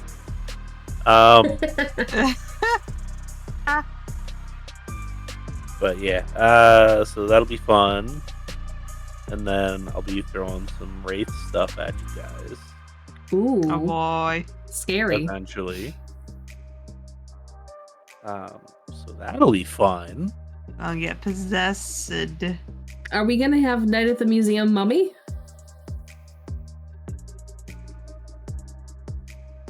I wasn't going to. Just because I didn't want to mess with Mummy.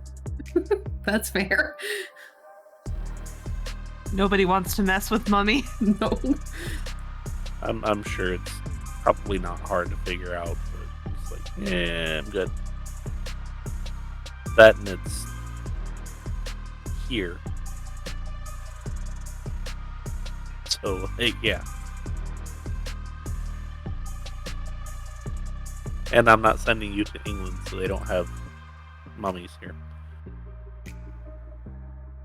That's not 100% true. Well, they don't have as many here. I'm pretty sure the Detroit Institute of Arts at one point had an exhibit that had a real mummy in it. I think I went and saw it, if I remember correctly. Yeah, but during the 40s. I mean, that's fair. Yeah. People England were... said, Yeah. England said, give me all of your stuff. And then eventually they said, okay, you can have it back now. It's not ours anymore. I could do mummy shit. Yes. You guys wanna go fuck with the Tremere? I mean, we could. We got 2 people that are willing, and another one that just likes to get into reckless situations. Just wait, the next time Uriel checks their mail, they're going to have something from... Oh my god. No. No, this time the form will be filled out. And they're like, thank you for your application and for extended time off.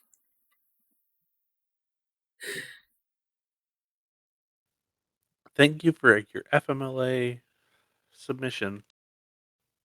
We will process this expeditiously. Yep. So you're still on payroll.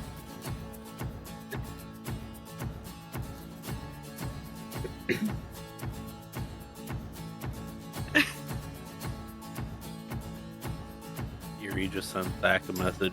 F you. That's fine. As long as Uriel still is getting deposited into their bank account, they can still be tracked. Easily by the Tremere. Yeah. It's on the list of things to do. Now that Now that we're getting the living situation rectified, the next thing we need to do is close out that bank account. I was right.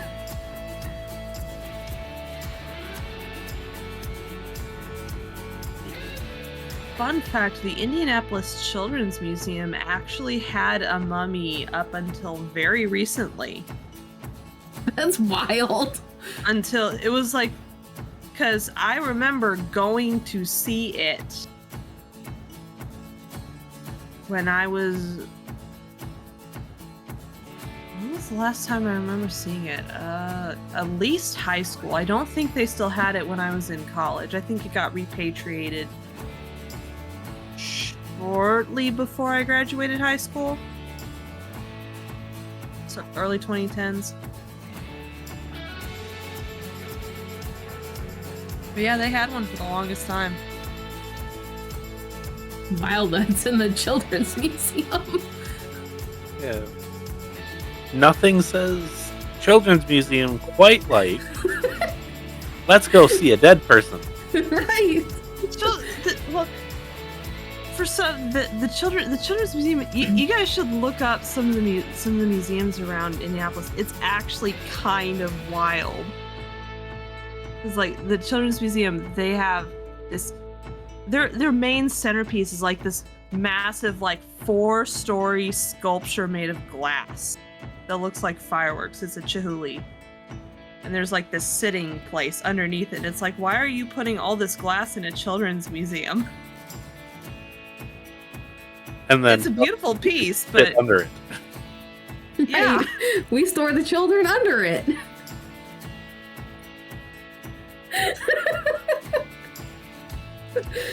They used to have this taxidermy polar bear in the main lobby. I don't know if they still have it or not. It's been a while since I went back. Yes. And again, I say, nothing quite says children like dead things. Let's just show them these things. 'Cause that's not potentially traumatizing. Except for the dinosaur exhibit. Everyone loves the dinosaur exhibit. Yeah, but those are plastic bears. It's fine. All right. I have a character that you're gonna have to meet in Orlando now. Okay, lay it on us. So my cousin follows a Facebook group that's weird. It's called like Weird Taxidermy or something like that. Oh, and no. It has the most wild stuff on it. You're gonna have to find a Zim there. Great. No, so it's going to be Zamitzi. Yes. Of course it is. It was a toss-up between Zamitzi or Malkavian, but I already have fun ideas for the Malkavian. And, you know, Ripley's Believe It or Not, that's in Orlando. Oh, that's right. That is a thing, isn't it? Yeah, it's going to be ran by Malkavian. Of course it is. Yeah.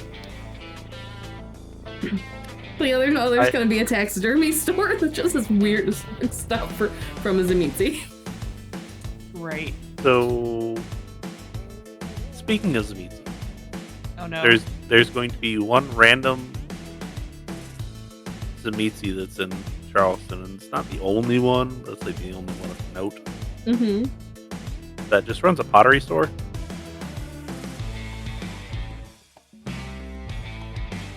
Except when he does late night parties, typically is like bachelorette parties, and they can just make whatever they want. Mm-hmm. Use your imagination what usually comes out of there. Of course. Because why not? There are already typically, you know, people or children. Mm-hmm. He also might model for them. Ah, nice. Yeah. Is he also a nudist? I mean, show up and find out. Yes, let my poor little Malkavian go there.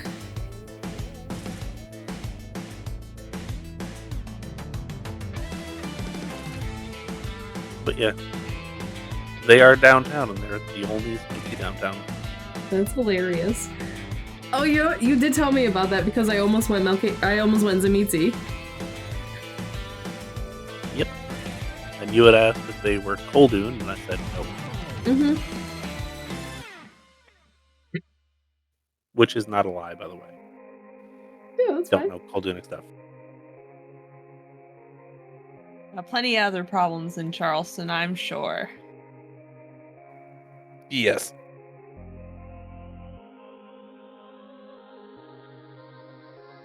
Like snow. That's okay. I'll have Zamitzi problems in Orlando that you'll deal with. Maybe. Yeah, no, my problems will. Yeah. I mean, if you don't deal with them, it will be a real problem. Living taxidermy thing. No, Oh my god. this one's gonna be a Sabat one that you'll actually have to really have problems with. That's fair. This Halloween episode brought to you by the House of Wax, anyone? No. Oh no, not that. That would be probably nicer. What do you think happens if you hype up an ecosystem on Vitae? I don't want to know, but I'm sure they're trying to find out. Yes. Like, specifically, a Florida ecosystem on Vitae. Oh, that's like some Dr. Moreau level shit. Yes.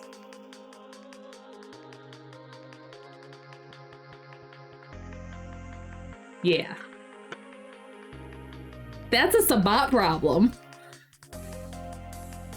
That is a Sabat problem. It's an everyone problem, but it's definitely a Sabat problem. I mean, yes, it's being caused by Sabat. So yeah, that'll be something to deal with. That, God help you if the consequences, like with the consequences if you don't figure that shit out. Okay, we'll just eat them. It's fine. Eat who? This Sumitsu causing the problems. Go ahead and keep looking. Go ahead and try and find him. There is, what, jaguars, there is crocodiles, there is lots of angry things in Florida. Mm-hmm. Now, on Vitae. And not like bonding levels of Vitae. Like full blood transfusion. Like Oh, the great. gators might be swimming in a mixture of water and Vitae.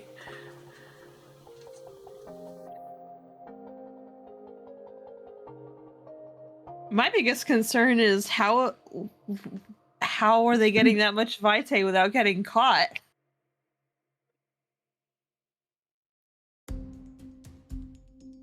Part of the problem that I won't be spoiling.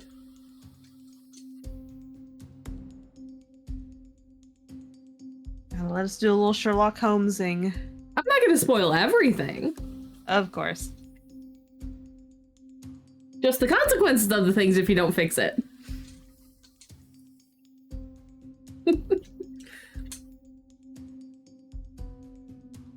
I mean, that's fair. That is 100% fair.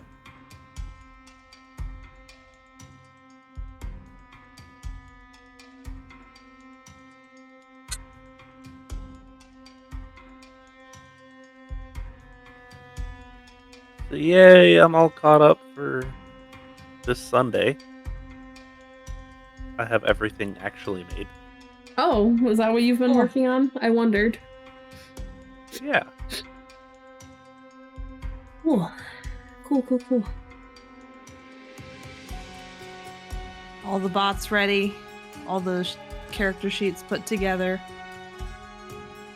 All the notes scribbled frantically with a bunch of question marks. Is Cosmic going to be joining us on the new texting thing?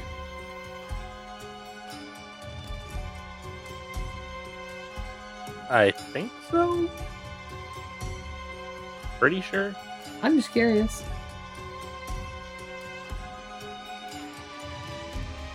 I mean, it's only Thursday, but...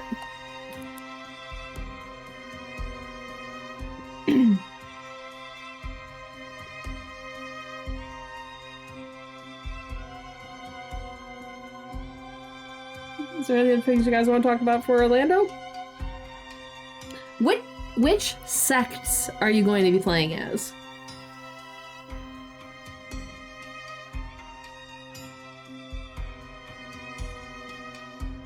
If you know. If not, not a big deal. So, for the longest time, mine lived in the Los Angeles area, which up until recently was Camarillo. So, would favor that. However, isn't. But would favor. So. Going to be interesting.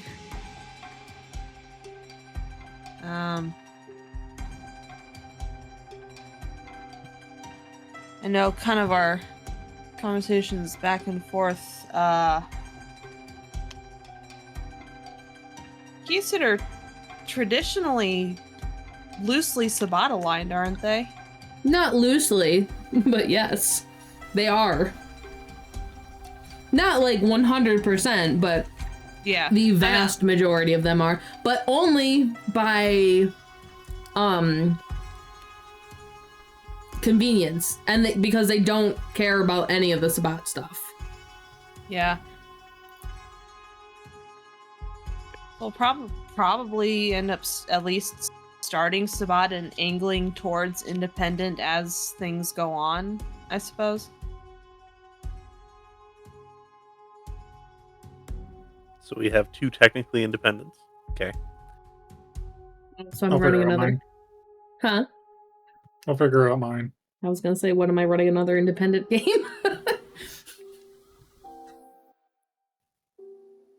I mean, it just kind of depends on where we go. Yeah. So I mean, if I'll probably end up leaning into the opportunist thing, and whoever's willing to protect you and pay is who's getting the better end of the loyalty. Oh, I mean, you'll be bumped around and kicked around and having to deal with pretty much all of the sects. Is my plan. Because I'll kind of warn you now, you're going to be starting off small, and it's going to take a long time to build up. Mm-hmm. Like, it's not going to be these big jumps like we've had in Detroit. Would you like to know how mine's going to start off? Big and then get smaller? Not really. Well, you It's said just we're... going to be So it's going to be just kind of like a generalized thing. And then somebody's going to throw a hammer at it and smash everything.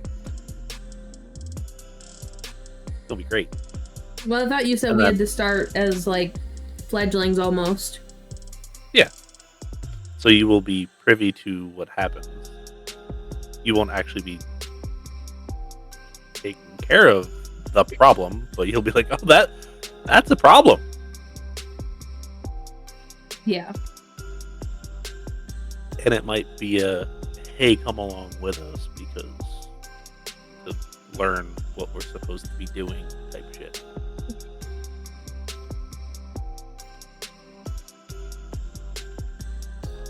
So, it'll be fun.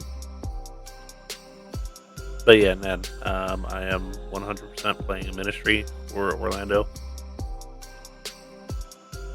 That's why he's not Camry. We switched it from the knots. Yeah. Has nothing to do with Setite Warriors or anything. Nope. Or Kindred Fight Club. Nope. Not that the Nos wouldn't be welcome there, but... Very much would be. Yeah. But I don't know if Faye actually looked at that particular sheet. No, I actually forgot. I meant to. You should look at Thank you for reminding me. You should look at his first dot in Protean. And if you have questions about what that is, I will tell you.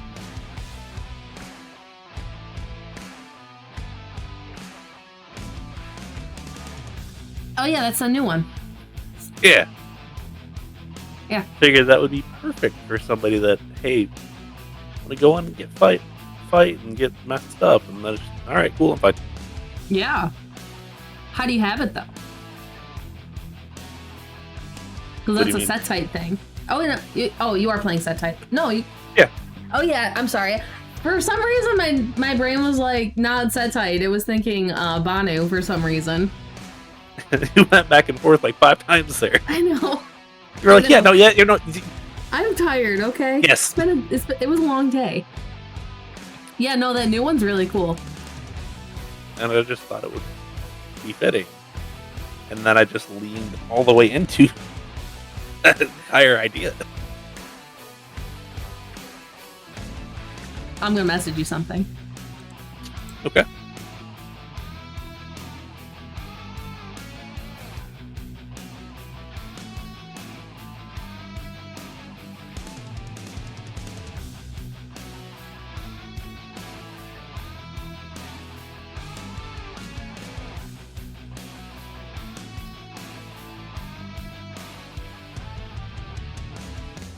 I'm blanking on words.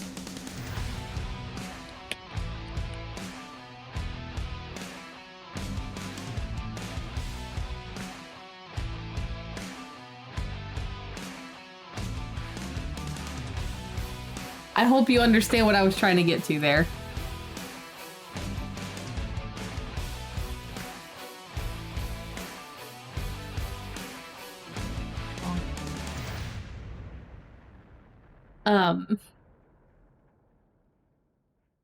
Yeah, I have some fun ideas for it that there's just not really a place for in Detroit with the way it's set up, so.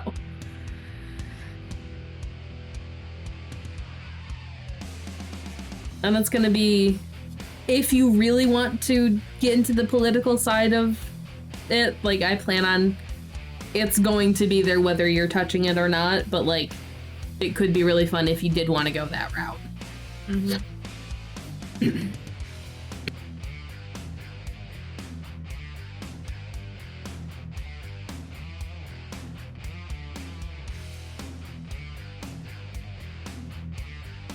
Yes, I picked up what you put down. And I hope that kind of... Yeah. Okay. So we were aligned there without even purposely doing that. Yes. That's wonderful. Yes. That's not a problem for anyone. Not at all. We love causing problems. Yes.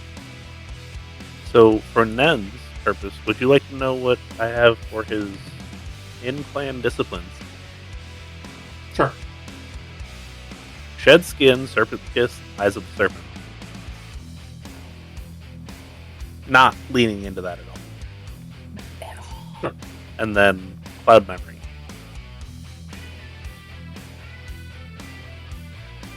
Yeah. Oh, you picked that feeding type. I was gonna say, do you feed during your fights? No.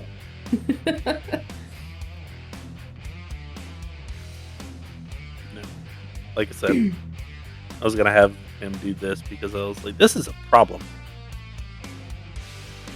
And I still want to be a problem for someone.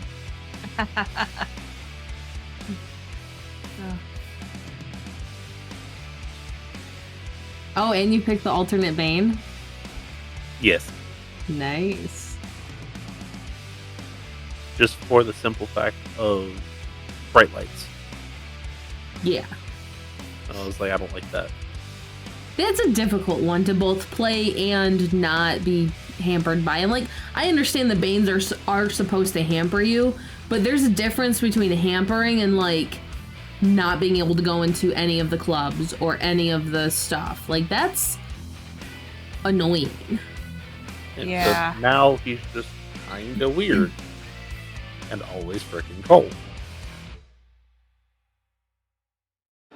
Yes. Fine. That'll never be a problem. No. Not at all. I'm very curious to see how your transgression thing plays out. I wanted to keep that one because of his feeding type. Yeah. I'm very interested to see how it plays out. Yeah. It'll be funny. It'll be fun. Yeah. It'll be funny. I still haven't made Brooke as Kindred yet. That's fine. You got You time. don't need to. What do you mean I don't need to? Well, you don't need to right now. I was gonna say, what, are you killing her? Yes, Yes. we're all dying. I mean, Yeah, it's it Dengle. I wouldn't put it past him. He loves killing our characters. Only with your permission. Yes. But you still That's like why- it.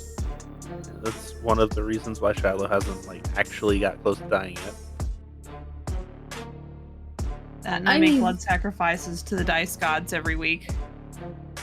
Oh, Dengle basically has full permission to kill my characters if there's a good story reason for it. Like, hands Yep. down.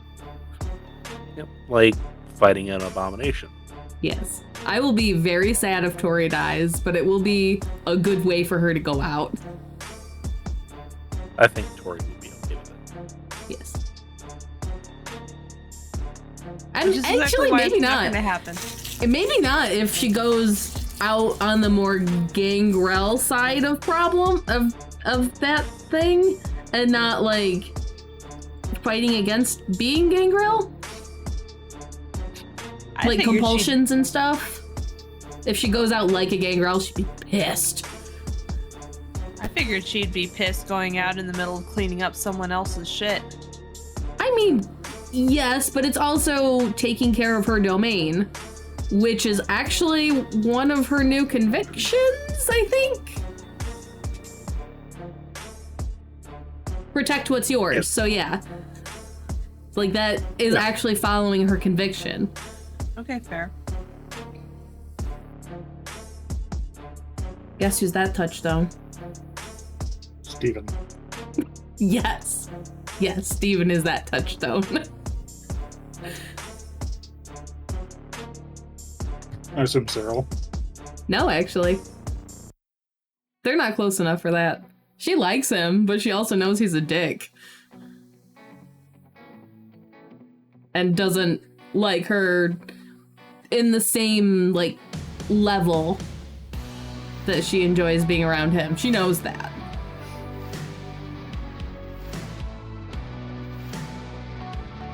I'll give you a hint.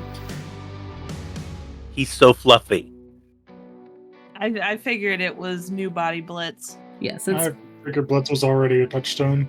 he wasn't actually. That was the catalyst of him becoming one. Makes sense. Yeah, that was actually one of the longer talks we had about her old convictions and stuff and how they just aren't sitting right for a lot of the play style and all of that stuff. So that was us making new ones for her. Yeah. Thematically, it fits. It does, and it also brings those touchstones into the actual game because 2 of her touchstones weren't in the game. Yeah. Which I do try to poke at. Because it's fun. Yes. I haven't been poking at Shiloh's at all, ever. You've been oddly quiet lately, and it's making me nervous. And I haven't poked at Stevens at all, ever. Not for a few weeks. Yeah. You know, I just had one kidnapped and one went in the hospital. Oh, 2 kidnapped, 1 on the hospital. We were just set on the back burner so that you could give Desi the TPK welcome. Oh, wait until Krit shows up. It'll be great. Fun. And everybody's like, oh. Oh no.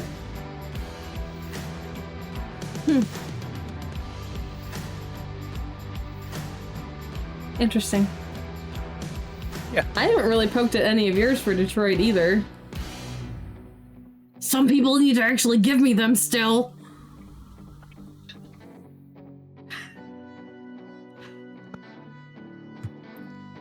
Hey, we don't know who I was talking about at all. I thought okay, give me 2 seconds. I'll get you that here. I honestly thought I gave you that, but I guess not. Okay, shoot, let me pull my thingy up. Okay. No, your thing was probably this person. Like, if that's what you want to go with, I will come up with something, but you probably won't enjoy it. Oh no, I'm good. I genuinely thought I'd sent you a thing that I had written, but it totally slipped. So let me get this to you. I've got it. I promise I've got it. I just Hey, redo your sheets on the new one so it's easier for me to read. Yeah, sure. Yeah, I'll doesn't have to be this second thing, but like that would be helpful because those pages that both you and Nen sent me, like half your shit is cut off. Oh yeah, it does that. Yeah, but noticing that problem. Yeah. Yeah. Yeah, I'll get that added. So that's my request to you two is to redo your sheets, please. Yeah, sure. Thank you. Tomorrow. Like, no rush. You have like 2 weeks before my game rolls around again. Yeah, but by then I'll forget. I will remind you. Might as well strike while the iron's hot, as the saying goes.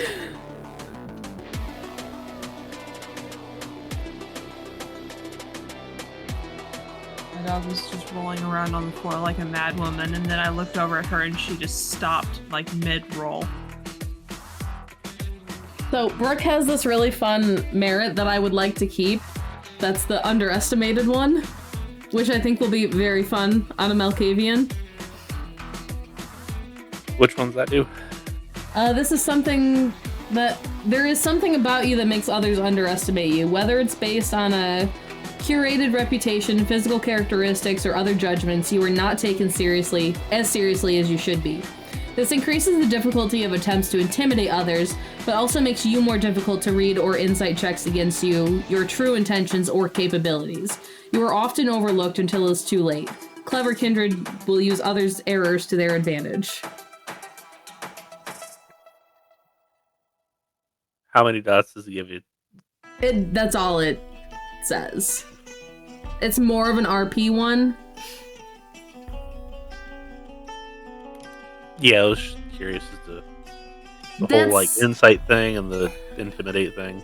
I think it was in that new book that you had linked, but it didn't give stats or anything like that. So it was just. But it is only a equal. 1 dot merit, so. So I'd have it 1 either way then. Or 2 on insight, 1 on intimidation. Yeah. Therefore, it's still a net positive, but kind of like ingenue or whatever it is. Yeah. Just with a drawback.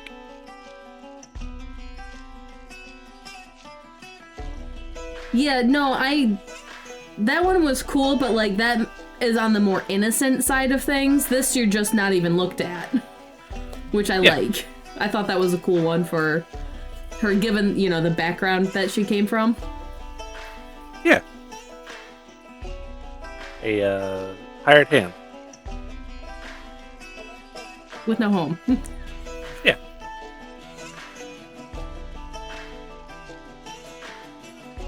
And then I also have side hustle and check the trunk.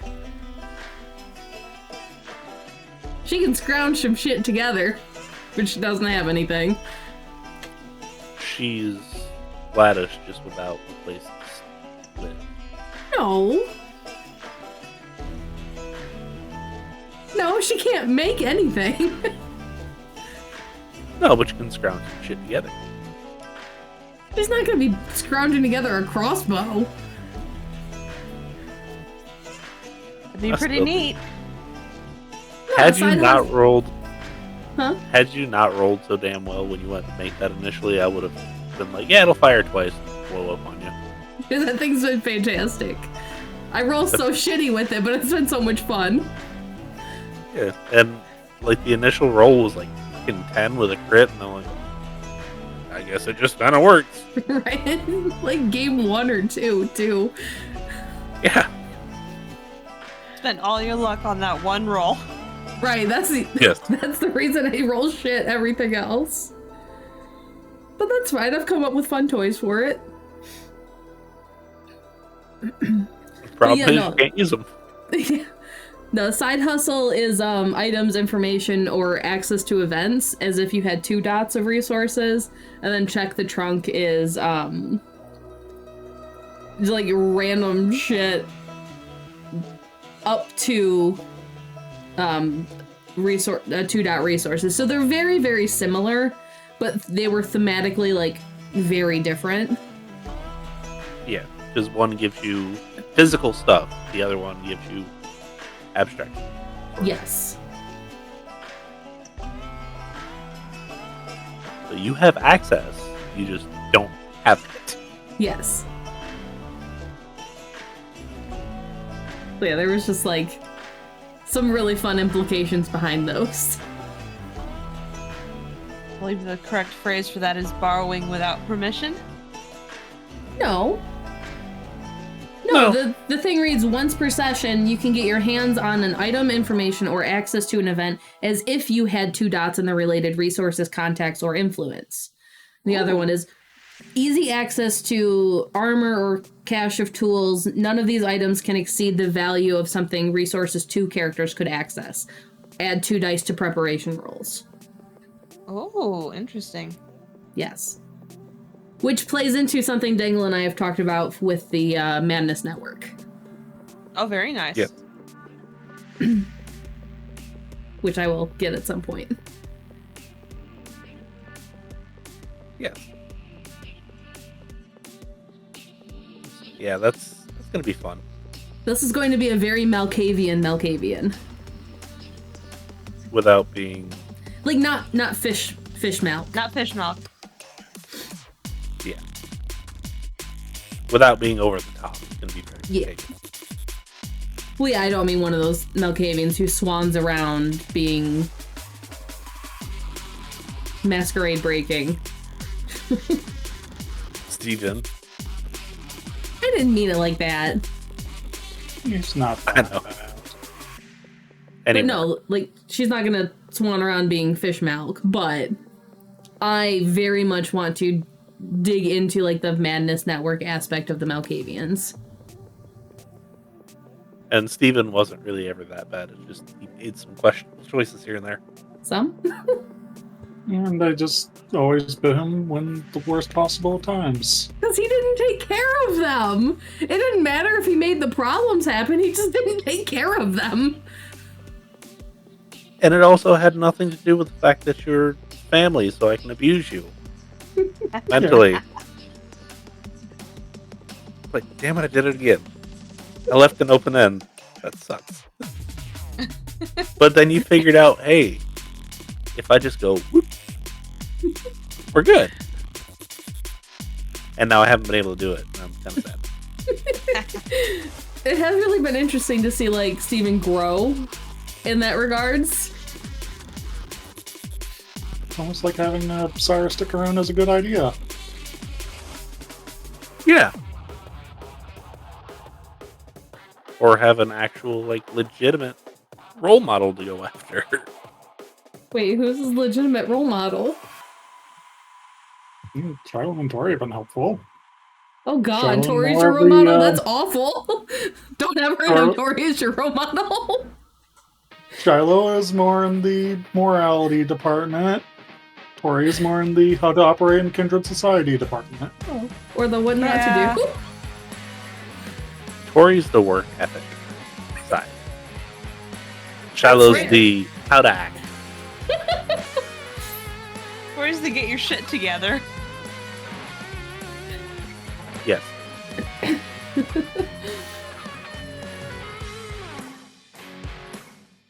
So, would you like some insight on Tori?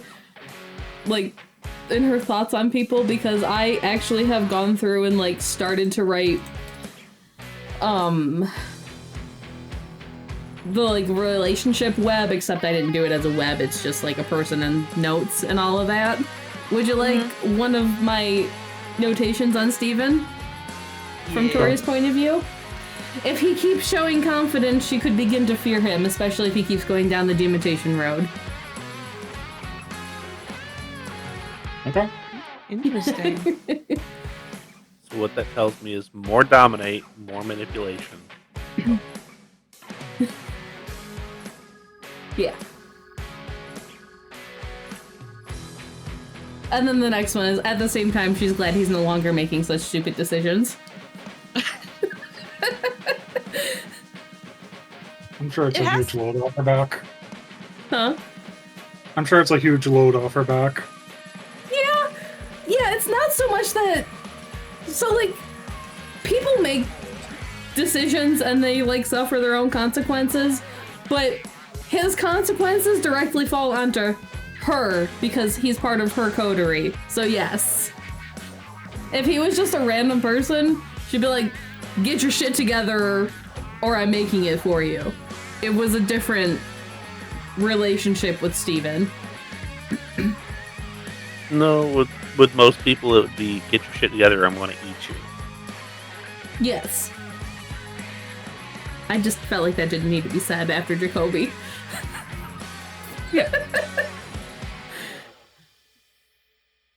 But yeah, no, like there was a different thing going on with Steven that she couldn't do that for.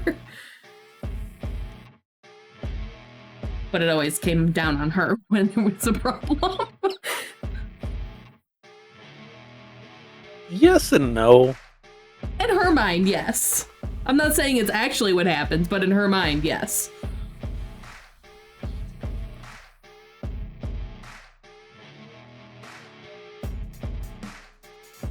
Yeah, it's...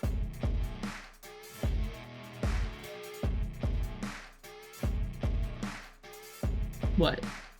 It's just one of those things where it's like, she has to answer for why he was allowed to do it, but it's not actually her getting in trouble. Well, we had talked about that a little bit. So the only role model that Tori had in leading was Gregor. I mean, small to a degree, but like Gregor was the pack leader. And while he is Gregor, he still did have that we take care of this issue thing. I mean, he still has that we take care of this issue thing, just he does it in a very different way now. Right. And that's fine. I'm just saying, that's what she learned leadership from.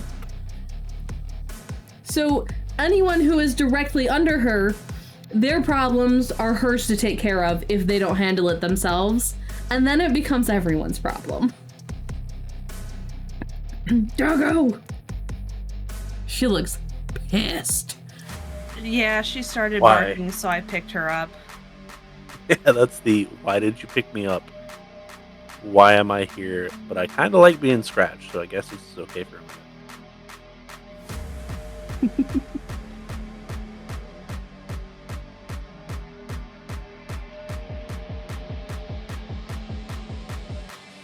Yep, there she goes. Yeah, part of Steven's reasoning for getting his shit together prior to being bonded with Zero is that he was starting to realize that I was kind of coming back on the coterie too. Whereas originally he thought, oh, if there's a problem for this, it'll just come back on me, so it's fine. That's fair. Not quite how that works, though, is it? Nope. Because you're not mortal anymore.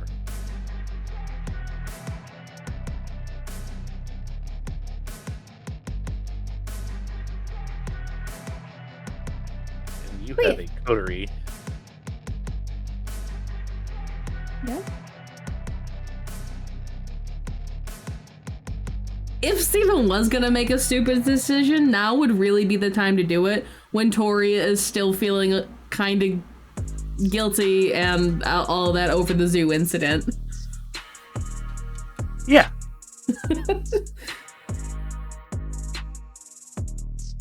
And I like how Nobody thought a damn thing about it until I brought it up. It was in the back of my mind, not in the moment, but in the back of my mind after the game. I was like, that's gonna be a thing. Yes. After the game, I was like, oh wait, does Zeus have cameras? To be fair, I had also thought that Barney would have had control of that part because his thing is very close to it. But it's actually not. It's dead center of the sprawl. And I mean dead center. I thought we had said the zoo was in the other thing. Nope. Then that was my mistake. That was what I was thinking. But also Barney's entrance or whatever he was using was like right, not for the cistern, but for like his other thing. I thought was near the zoo. Yep. Or no. It's near the amphitheater, which is also near the cistern. Maybe I misunderstood because I thought you said it was near the zoo. I might have. I don't know. But anyway, that's a really long ways. That was what, like, during the moment, that's what I was thinking was that because his thing is near there, that he would have the zoo. Yeah, no. Technically speaking, that would be Nyx's fault. Technically speaking. And, you know, why would she have eyes on that if she didn't know about it? So that is one thing. But with Barney, I would have thought that with Franny and all that, that would have been just a thing because Nosferatu. But yeah, in the moment, that's what was going through my brain was they probably have the cameras handled. Yeah, no, actually Franny has the area around the sports arenas and like the main entertainment district. That's her area. Which is not small. No.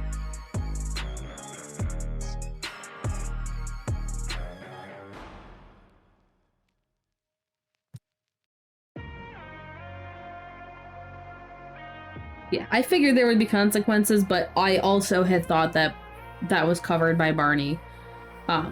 So that's why that mistake happened.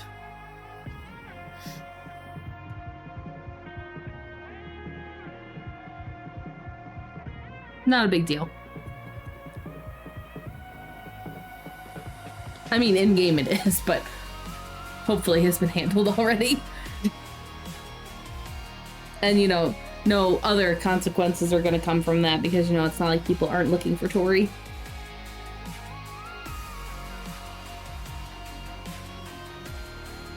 Definitely not looking for Tori. Yeah. Definitely not looking for any of you, really. I mean, I get Tori, I kind of get Shiloh. Why would they be looking for them, though? If it's the same people that I'm referring to for Tori. No, it's not the same people. Oh, okay. For Steven, it's very, very different people. Shiloh. They're still looking for Shiloh. They know general areas, however, aren't willing to move quite yet. Tori, we all know who is looking for Tori.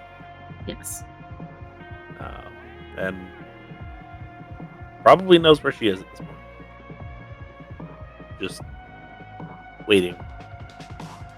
Oh, they would know about the cistern then? Damn, that sucks. Well, maybe not the cistern, but knows that she's in the city. So they're just waiting for an opportune moment. That's fair. Puppy. When all of their targets are out in the open and obvious as to, yes, they're all there, so let's go.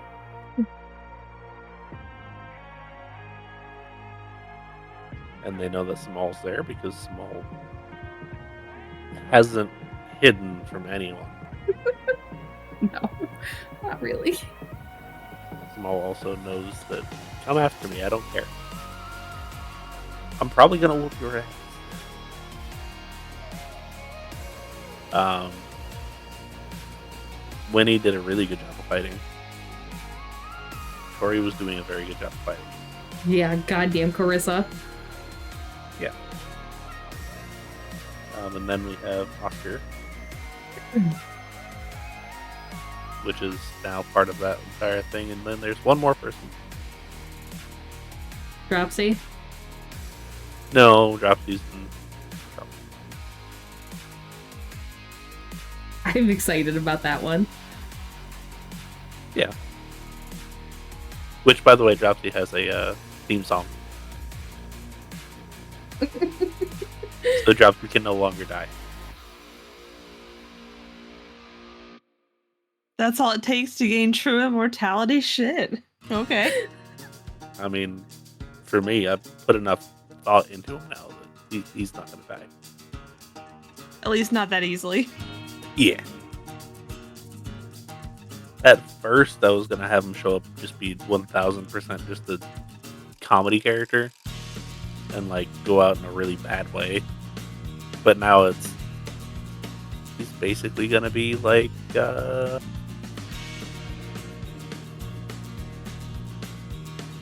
don't even know. I'm not thinking one just offhand. Just somebody that randomly shows up and it's like, why are you still here? You're annoying, but you're kind of funny. A recurring protagonist. Or antagonist. There we go. Recurring antagonist. But specific people. But yeah, now he's got song's awful too. It's Dripsy Dropsy, let's make your skin go flopsy. And just over and over and over and over. As he does it. Yeah. So as he's like, yeah, he's singing that.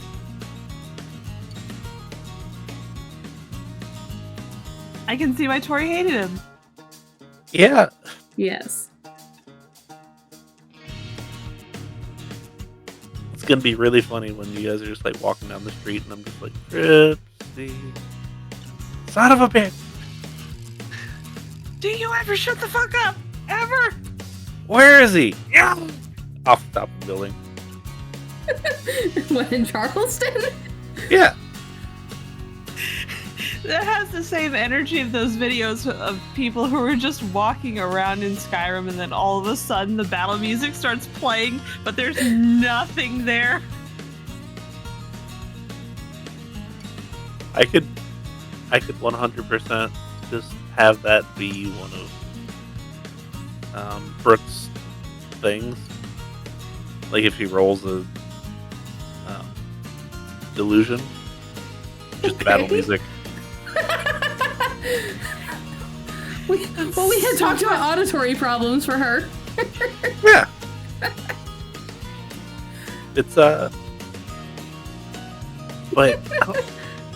I don't know how much she would have really played video games, so I don't know if that would be a thing for her.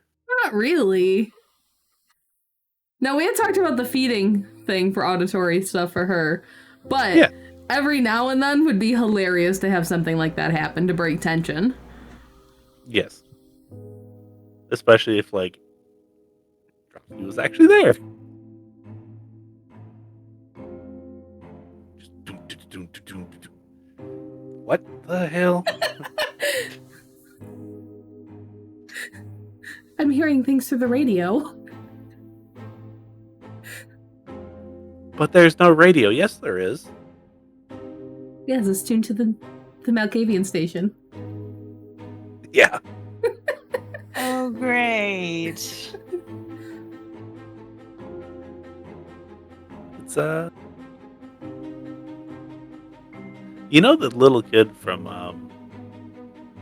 the Talladega Nights movie? Or I'm No. gonna come at you like a spider monkey? I've watched that movie once years ago. That's like the one scene that everybody should know. I'm all hopped up on Mountain Dew. I'll come at you like Spider Monkey. That's gonna be Dropsy, basically. Oh, cool. What does that? Is he gonna be like super duper fucking short compared to everyone else? I mean, he's not very big. He's Oh not my gonna God. be. Is he gonna be the one that makes her get that one flaw that we had talked about with the mole? What? No. That would be hilarious. No. Can I get a little context in the private chat, please? No. Gonna develop a really big mole on her chin. Yeah. It's sarcasm. Okay. Because I saw Button's like, what? So confused. Stay confused. But no, that's not. Okay. It would be a little funny. It would be, but no. Yeah. I have better things. Okay. Well, that's interesting. And worrisome. This one will be a little bit more put together.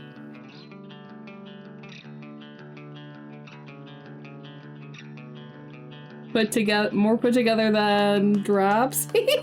Yeah. That's a pretty low bar by the sounds of it. Yeah. Basically, can tie their own shoes. More put together than drops. Good.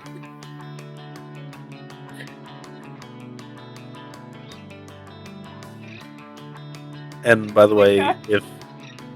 if they ever do actually jump off a building, I'm 100% actually going to make that roll. And if they roll nothing, they will just fall over and be like, all right, cool, my leg's broken. This sucks. When you said can't tie their shoes, I immediately pictured a Malkavian in Crocs. Yeah. A Off-road Crockavian. mode. Yeah, with the off-road. Sports mode, yeah. Yeah. 4-wheel drive engaged. He has to have it filled with those peg things or whatever. Oh my god.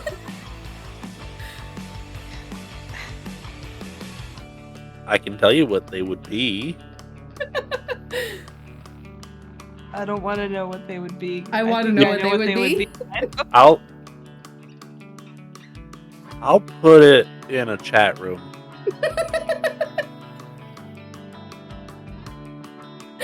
Yes. The question is, what color would the actual Crocs be? Would they be like tie-dye?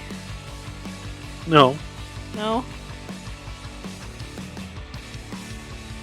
they would just be polka dot. Bright green and gold. Oh. That is a statement. Yes. Yes. That is a statement. I have other fun ideas for Brooke too, but yeah.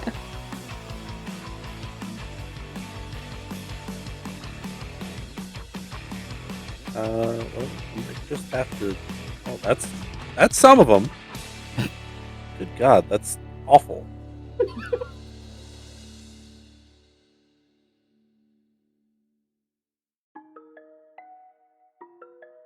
Oh man. Yeah, I immediately was like, yeah, that's something that he would absolutely do. And when you see them, you're just like, oh God, what is that? I mean, I mostly do that to Crocs anyway. He'd To have be one fair. of these. He'd have one of those. My cousin who recently got married actually wore Crocs as her wedding shoes.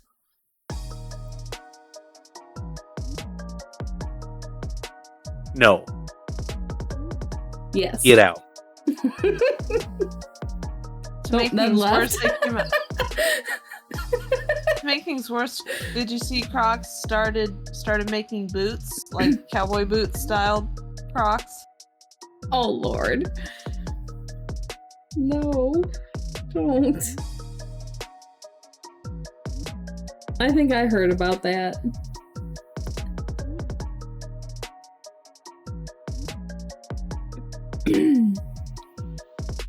What were you playing for Charleston buttons?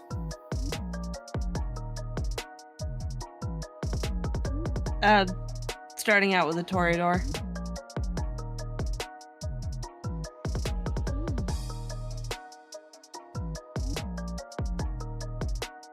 I found everything. Hey. Croc classic cowboy boots. You can get them from eBay for $159.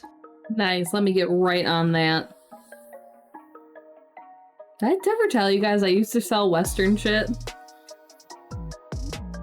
Like, I Really? actually used to be able to ramble about how, like, boots were made in different brands and everything for a long time. I sold Western stuff and Harley stuff.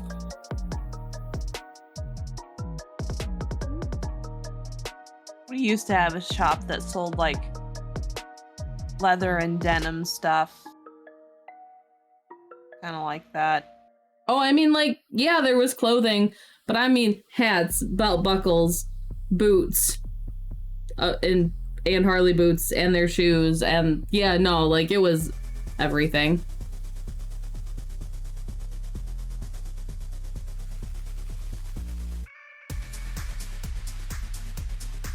What?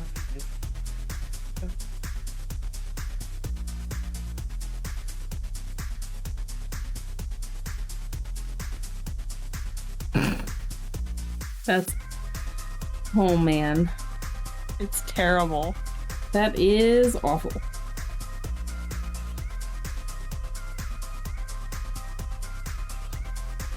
I guess at least they're not some god-awful color. I guess. You say that, except I sold the teal boots more than like any other of the snakeskin ones. And they were teal.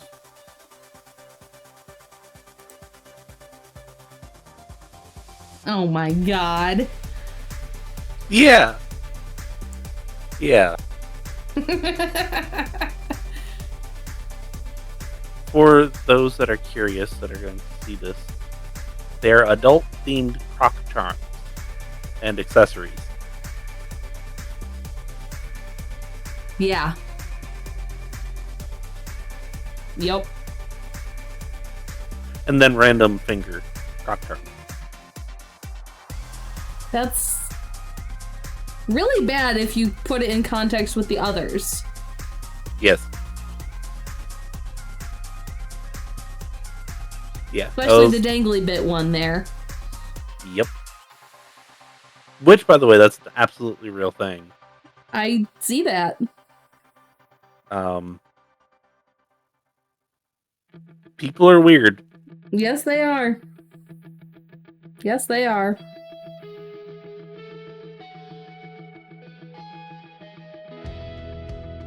But you know the best part about that is that Gregor also had to deal with him wearing things like that.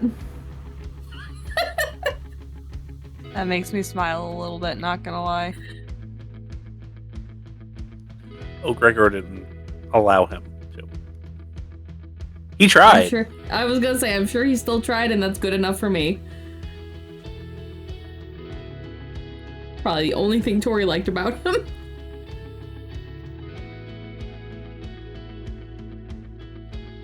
No, Dropsy would just be like, I want to wear assless chaps. And nothing else.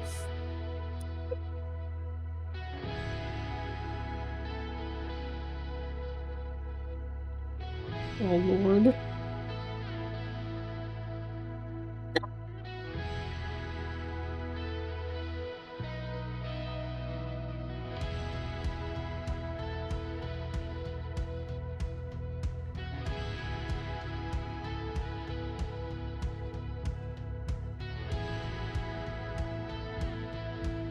I think the best part about that is he does have the very stereotypical mom tattoo on his chest.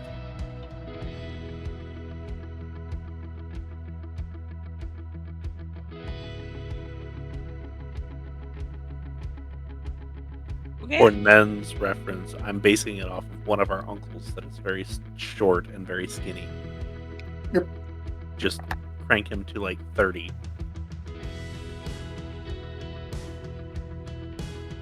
Which, by the way, he's going to be down here tomorrow. Oh, nice. His birthday's in like a week and a half. I know you care so much, but my mom had to tell me that.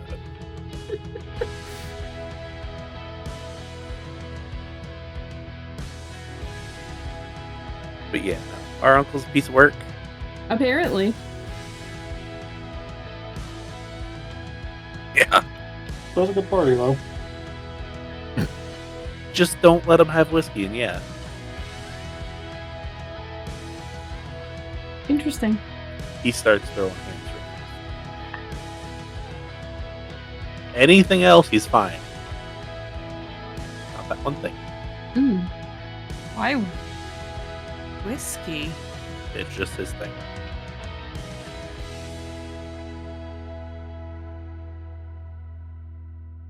So you're telling me he could get smashed off of Everclear and be fine, but you give him a little bit of Jack Daniels and he's headed for the hills. Yes. I've actually seen this happen. My mom's like that with tequila. That's kind of funny.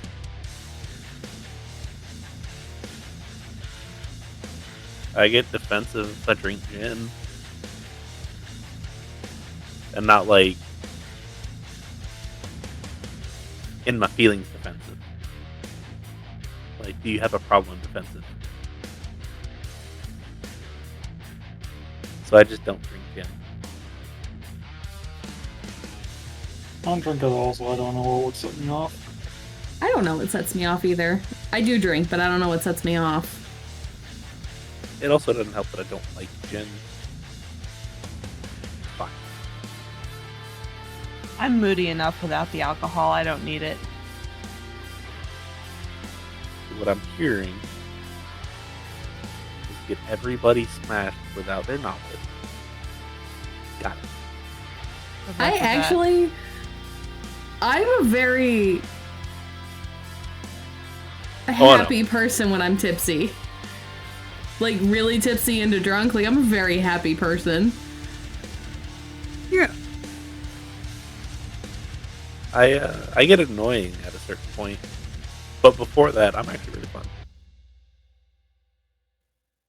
But usually if I get annoying at that point, I'm probably like gonna wake up the next day with a really bad hangover.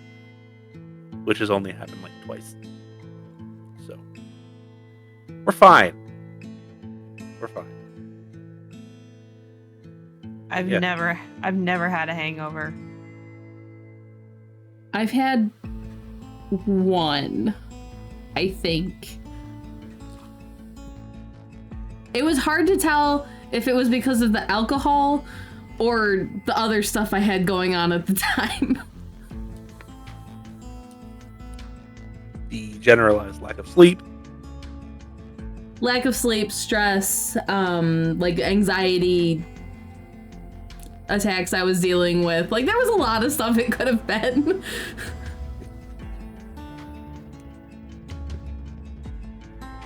Wanting to probably blame it on that more.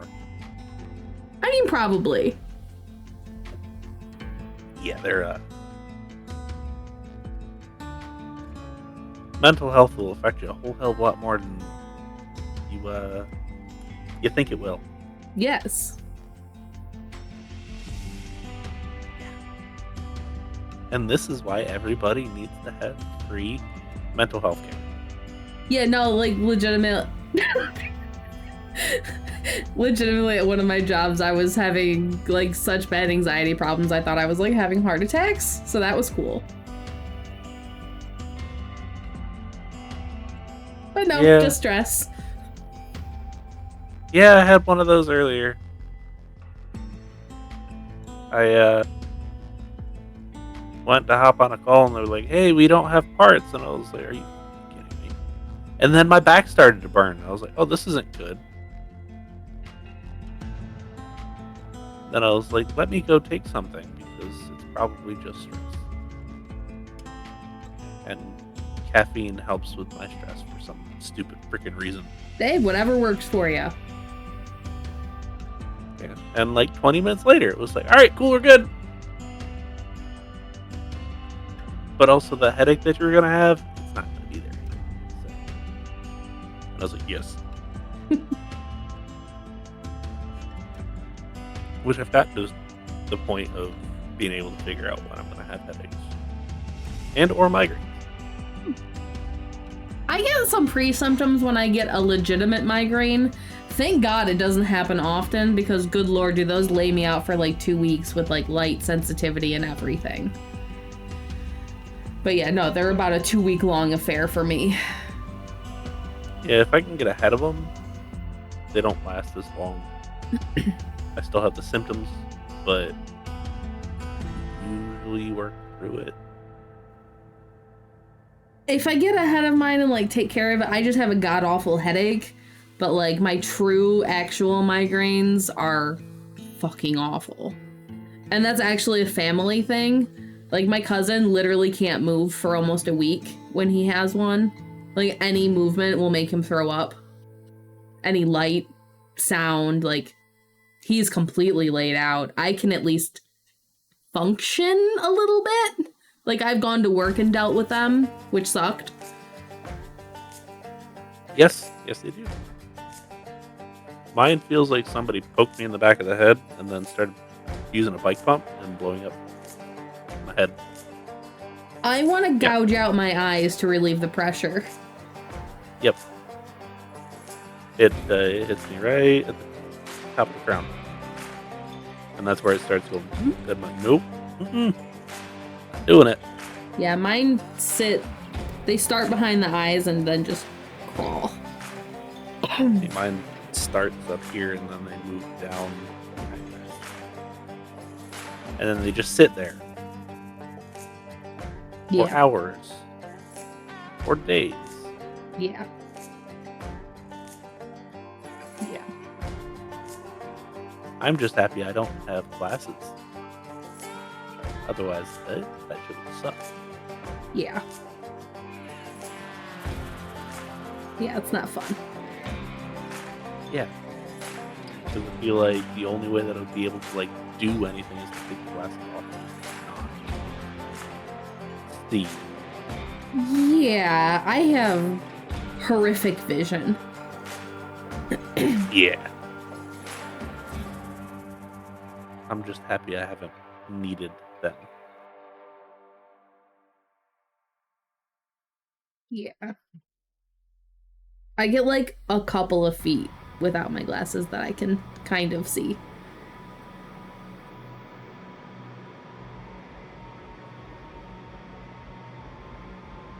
Yeah.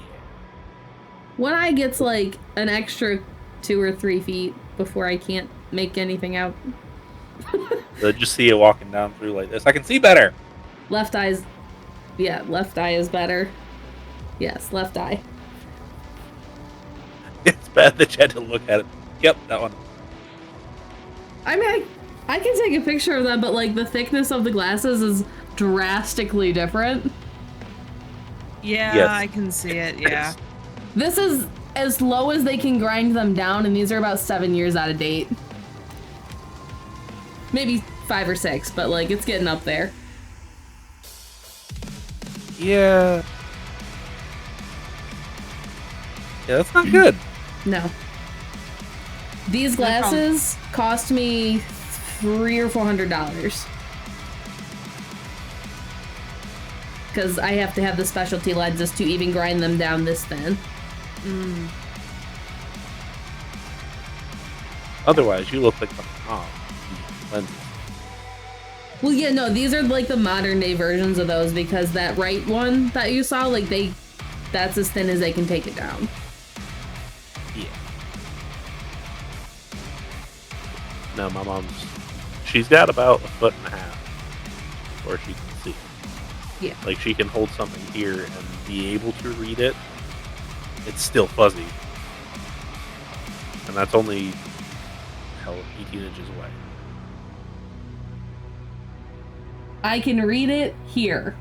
It's hard. Yeah, that's about right. Yeah. Her. That was my right one. Left. I can read it. That's where it really gets difficult. Yay, vision. Yeah, no,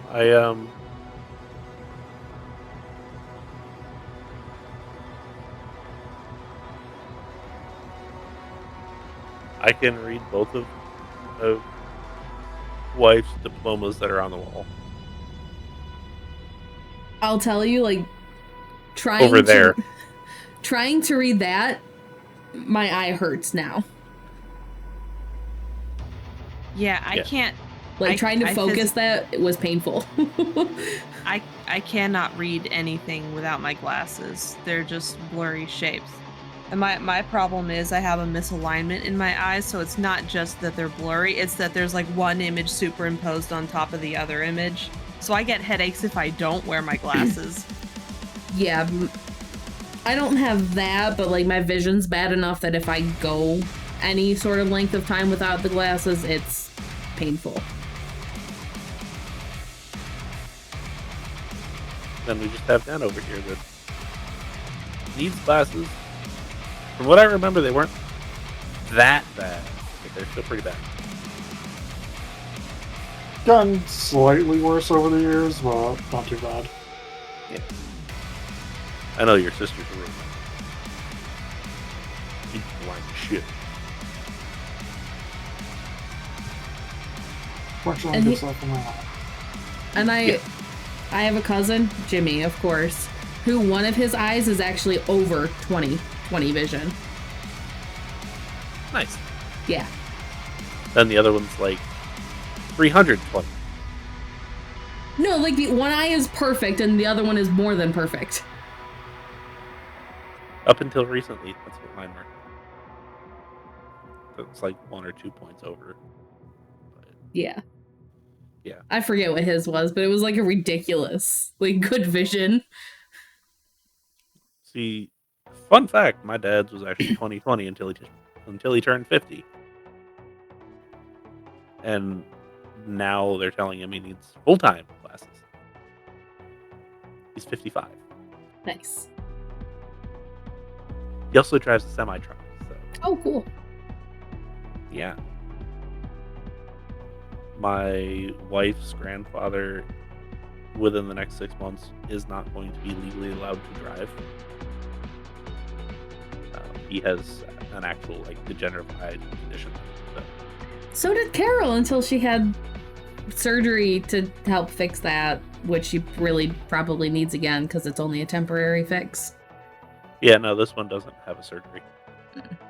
That his is. Which the worst part is he won't be able to see at all within the next 2 years. He's been a mechanic his entire life. Always worked on things. So he's going to be miserable. He's already miserable, but he's going to be absolutely miserable. I feel bad for him.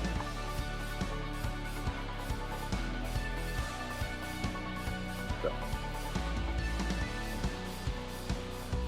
yeah. But yeah, no, most of her family needs glasses. Eldest one will probably need glasses, youngest one might not. And that's a 50-50.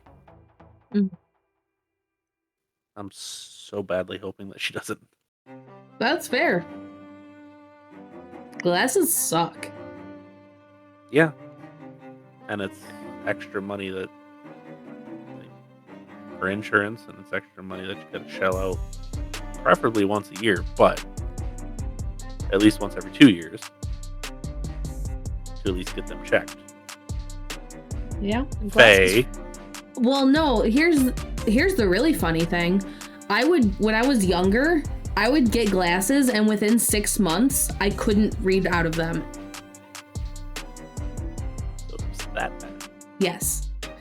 They told me that I wouldn't even be considered for any sort of eye surgery, at least until I was 25 to 28, because of the drastic changes mine were going through. I've actually gone to see a specialist because we were concerned that my eyes were deteriorating so badly and so quickly.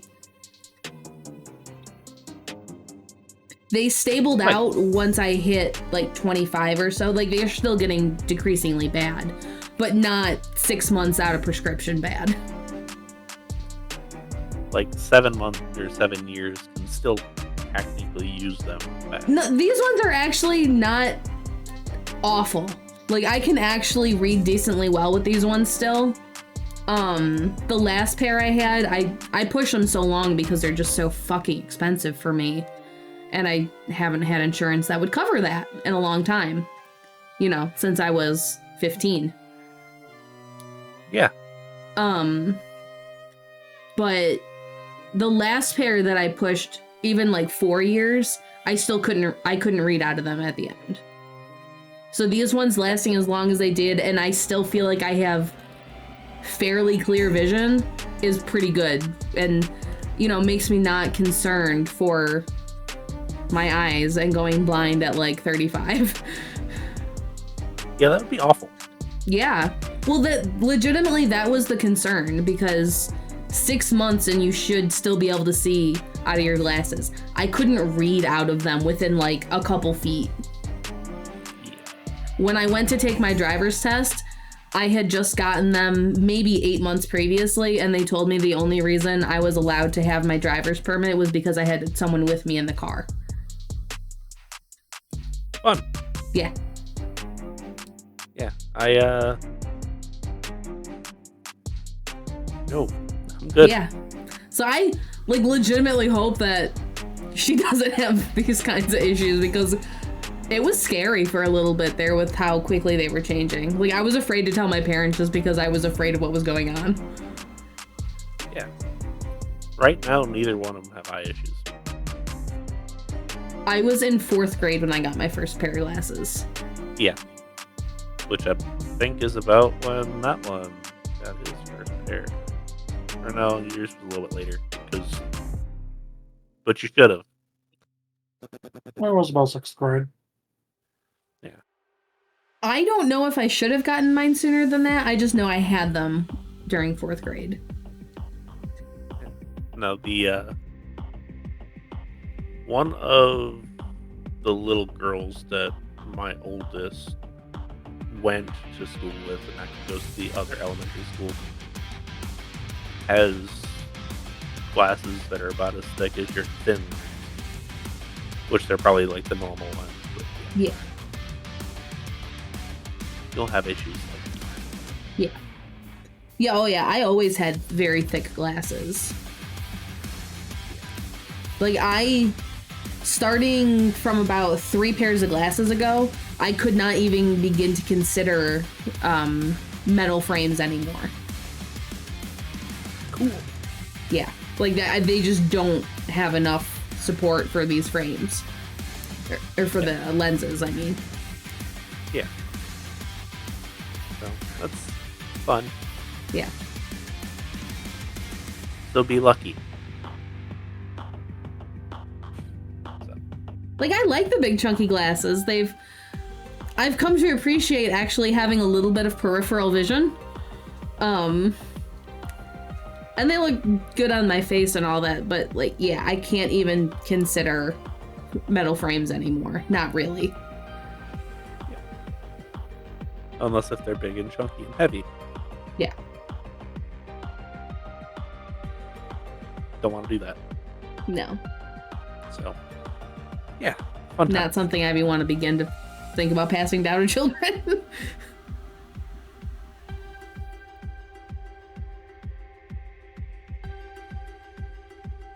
Yeah. Anyway, it is 12:30 for you guys. We have successfully used up all of the time. Surprising. So if anybody's still with us, which I don't know if anybody is, Probably not. And that's fine. we went on a many different tangents. So we appreciate you being here, even if it was only 5, 10, 15, 20 minutes. I think Kraken lasted an hour and a half before I fell asleep. Probably. So yeah, we appreciate you being here. Appreciate you listening to us ramble on about random bullshit. And we will catch you on Sunday, hopefully. Please be there. It'll be good. It will be very good. It'll be very fun. Yes. So, Thanks have a good night. Good night. Yep. Thanks for sticking around, everyone. Bye.